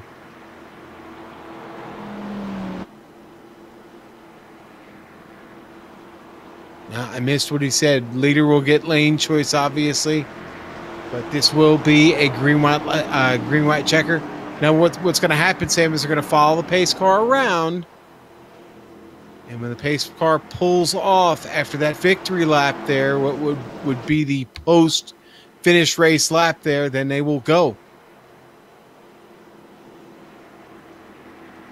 Yeah, so the iRacing according to iRacing, the race is about to finish with Kyle Kammer being the winner. I'll tell you right now, he's not. That's not what's going to happen. What's actually going to happen is the graphics are going to disappear from our screen, and they'll do one more lap of caution, and then they will go green for 2 laps. No matter what happens. At Talladega, we only saw 2 cars running by the time they got back around to the finish line. No matter what happens, they're going to keep going. Yeah.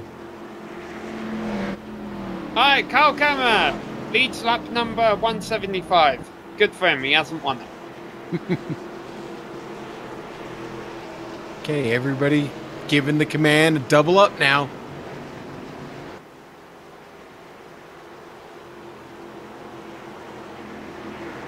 And crucially, Ray Richter is still on the track. And what that means, why that's critical, Sean, if something bad happens to Will Davis and he finishes this race in 11th, I think Adam Eisenhower makes it through to the championship 4.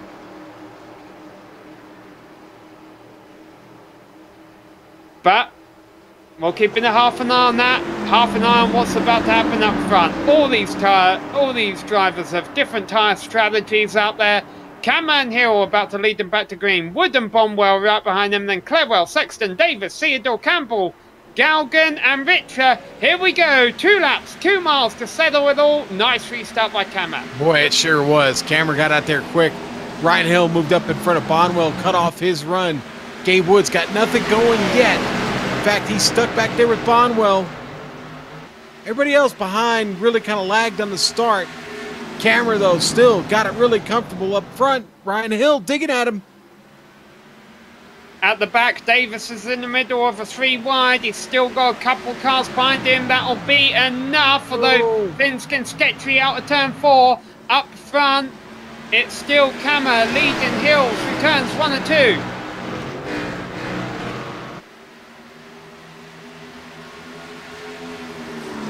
Kyle Kammer on the banking, Hill on the apron, slides up into him, and just like that, Hill's gonna steal the win from Kyle Kammer. Ryan Hill wins the race. Kammer second, defensive move on Gabe Wood there to get that position. Will Davis finishes the race in 9th with Gerald Campbell and Ray Richter behind him. And by my math, completely unofficially, that means Will Davis will be joining Gerald Campbell, Josh Bonwell and Gabe Wood to fight it out for the championship in 2 weeks' time at Homestead.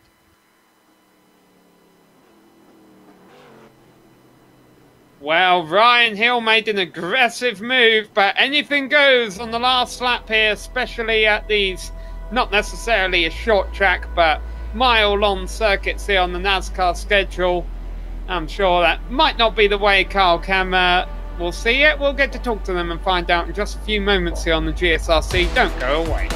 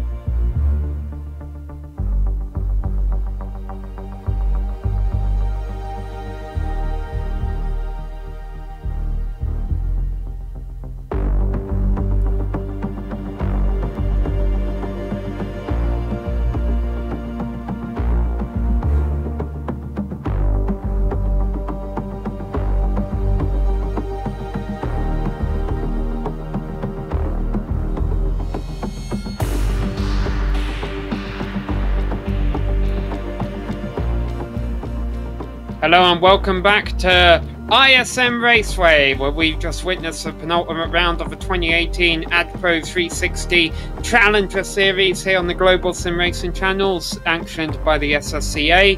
At the end of the day, the race winner was Ryan Hill, an aggressive pass he made on Kyle Kammer in the final turn to take away the victory. Rounding out the podium was Gabe Wood, ahead of Josh Bonwell, and Gary Sexton rounded out the top 5. Mark Clewell finished in 6th position ahead of Trey Galgan. John Theodore was in 8th place, and then behind him in 9th position critically was William Davis, and in 10th place was Gerald Campbell. Ray Richer rounded out the 11 drivers left running there at the end in 11th place. Now, pending any post-race penalties, the 4 drivers fighting for the championship in Homestead in 2 weeks' time will indeed be Gabe Wood, Josh Bonwell, Gerald Campbell, and, drumroll, William Davis. Adam Eisenhower just falling a bit short. We got some drivers who really want a word with us, Sean. Let's get straight to the interviews. Try and knock these out quickly, see how many we can get done. First, let's start with our race winner, Ryan Hill. Ryan, an aggressive move to make it the win, but hey, it worked.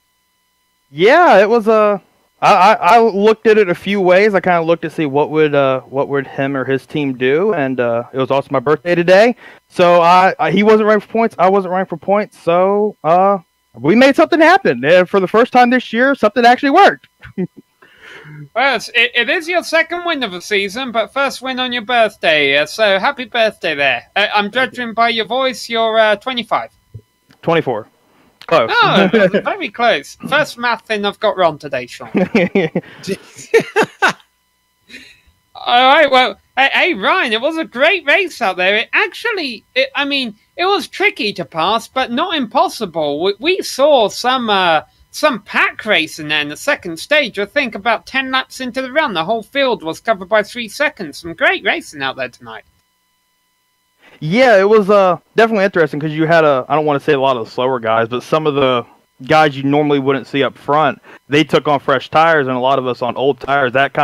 It really did bring the field in together, which was more fun for us. I mean, honestly, it was a blast just trying to hang on from those guys on fresh tires. You know, they're going for points. They're doing everything they can to get a stage win or go for points. And you have like me, Gabe, and Kyle out there.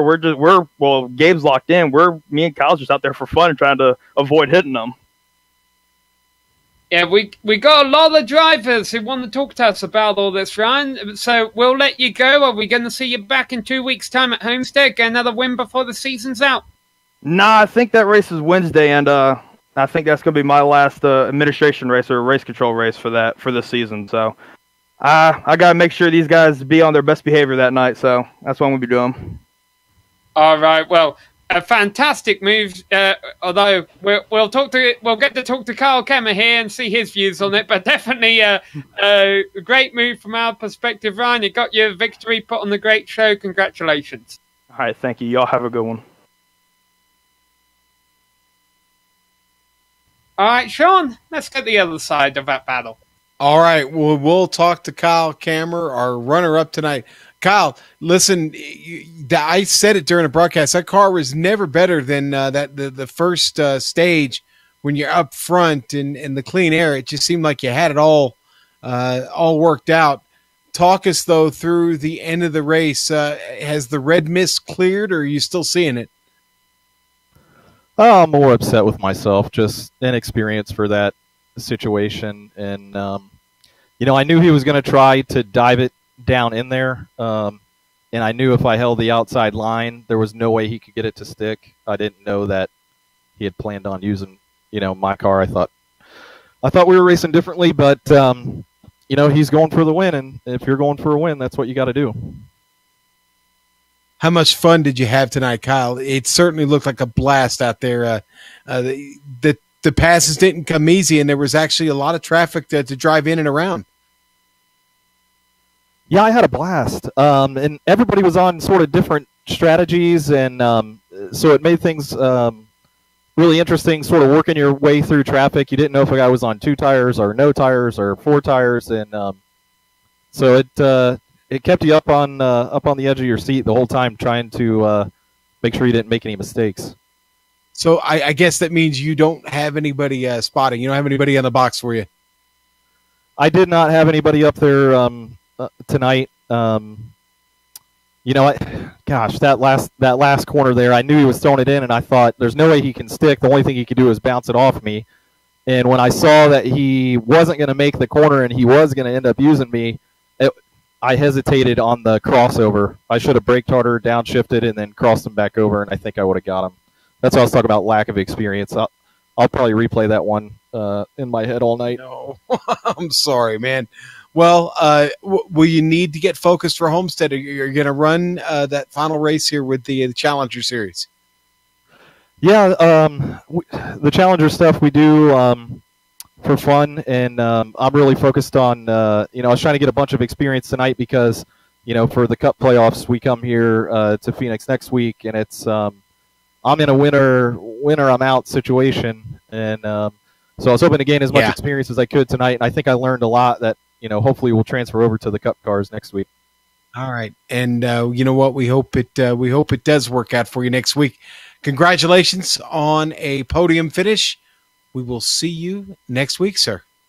Yep. Thanks everybody at GRC. Congratulations, Ryan, on the win, and to the 4 guys that made it into the playoffs. And looking forward to the finale next week. And so are we. All right. So that was Kyle Kammer, and well, Sam, I think you got an opportunity to talk to Gabe Wood. Yeah, let's wrap up our podium interviews here with Gabe Wood finishing in 3rd place. Gabe, I noticed in the chat you said you saw nothing wrong with what was going on up there with the leaders. However, you had the chance earlier to take the victory tonight. Things just didn't pan out your way at the end of the race. Yeah, and it could have gone one or two ways. When I took the lead and started pulling away, I ended up hitting the wall, and that took a little bit of speed out of the car. But then went on a different pit strategy, and that ended up screwing me as well. But yeah, watching that out of my front windshield, I mean, if I was in that position, if I was in Kamer's position, I would be looking in the mirror, expecting that move, because you can pull it off here at Indy. And all it would have taken was just a tap of the brake, and you cut under hill and go on for the checker. I know hindsight's 20/20, but I could seriously see myself doing that in that situation. I mean, it's nothing in the rule book says you can't go down there. We were using the apron all race for the short shoot, so you know, use the turn 3. I mean, it's not a respectable move, but definitely nothing wrong with it. Now, obviously, you are one of the 4 drivers we've known for a little while, one of the 4 drivers who will race for the championship at Homestead. You know your competition now, barring any penalties. It's going to be Bonwell, Campbell, and our 4th one, of course, now being Will Davis. How do you fancy your odds? What's going to be your goal? You got to go for that W? I think with these guys, you have to. I mean, it's the guys I've been racing for the wins all year, and I'm decent at Homestead, but it's going to take a lot of practice to beat these guys, so looking forward to it. All right, well, we're looking forward to it too. Thanks for coming to talk to us, Gabe. Great racing out there tonight. Sorry you didn't get the W, but if it's any consolation, no back-to-back winners all season, so maybe that opens it up for the one that counts. Yeah, good run for the only pink car in the field supporting breast cancer awareness, so hashtag pretty in pink. All right, Sean, we got enough time for one more interview, and unfortunately, I think it's going to be a bit of a somber one. Oh, I don't know. We'll try and keep it lighthearted and up here. Adam, a tough break there at the end. I didn't get to hear all of it on the radio, but it sounds like there may have been some sort of a problem there in that last pit stop for you. Yeah, there was. So was it a tie? Did I lose a tiebreaker? From what I haven't been told if it was a tiebreaker, Adam, but from the word we're getting from Kevin Fetty, the official point scorer is Will Davis, who will advance.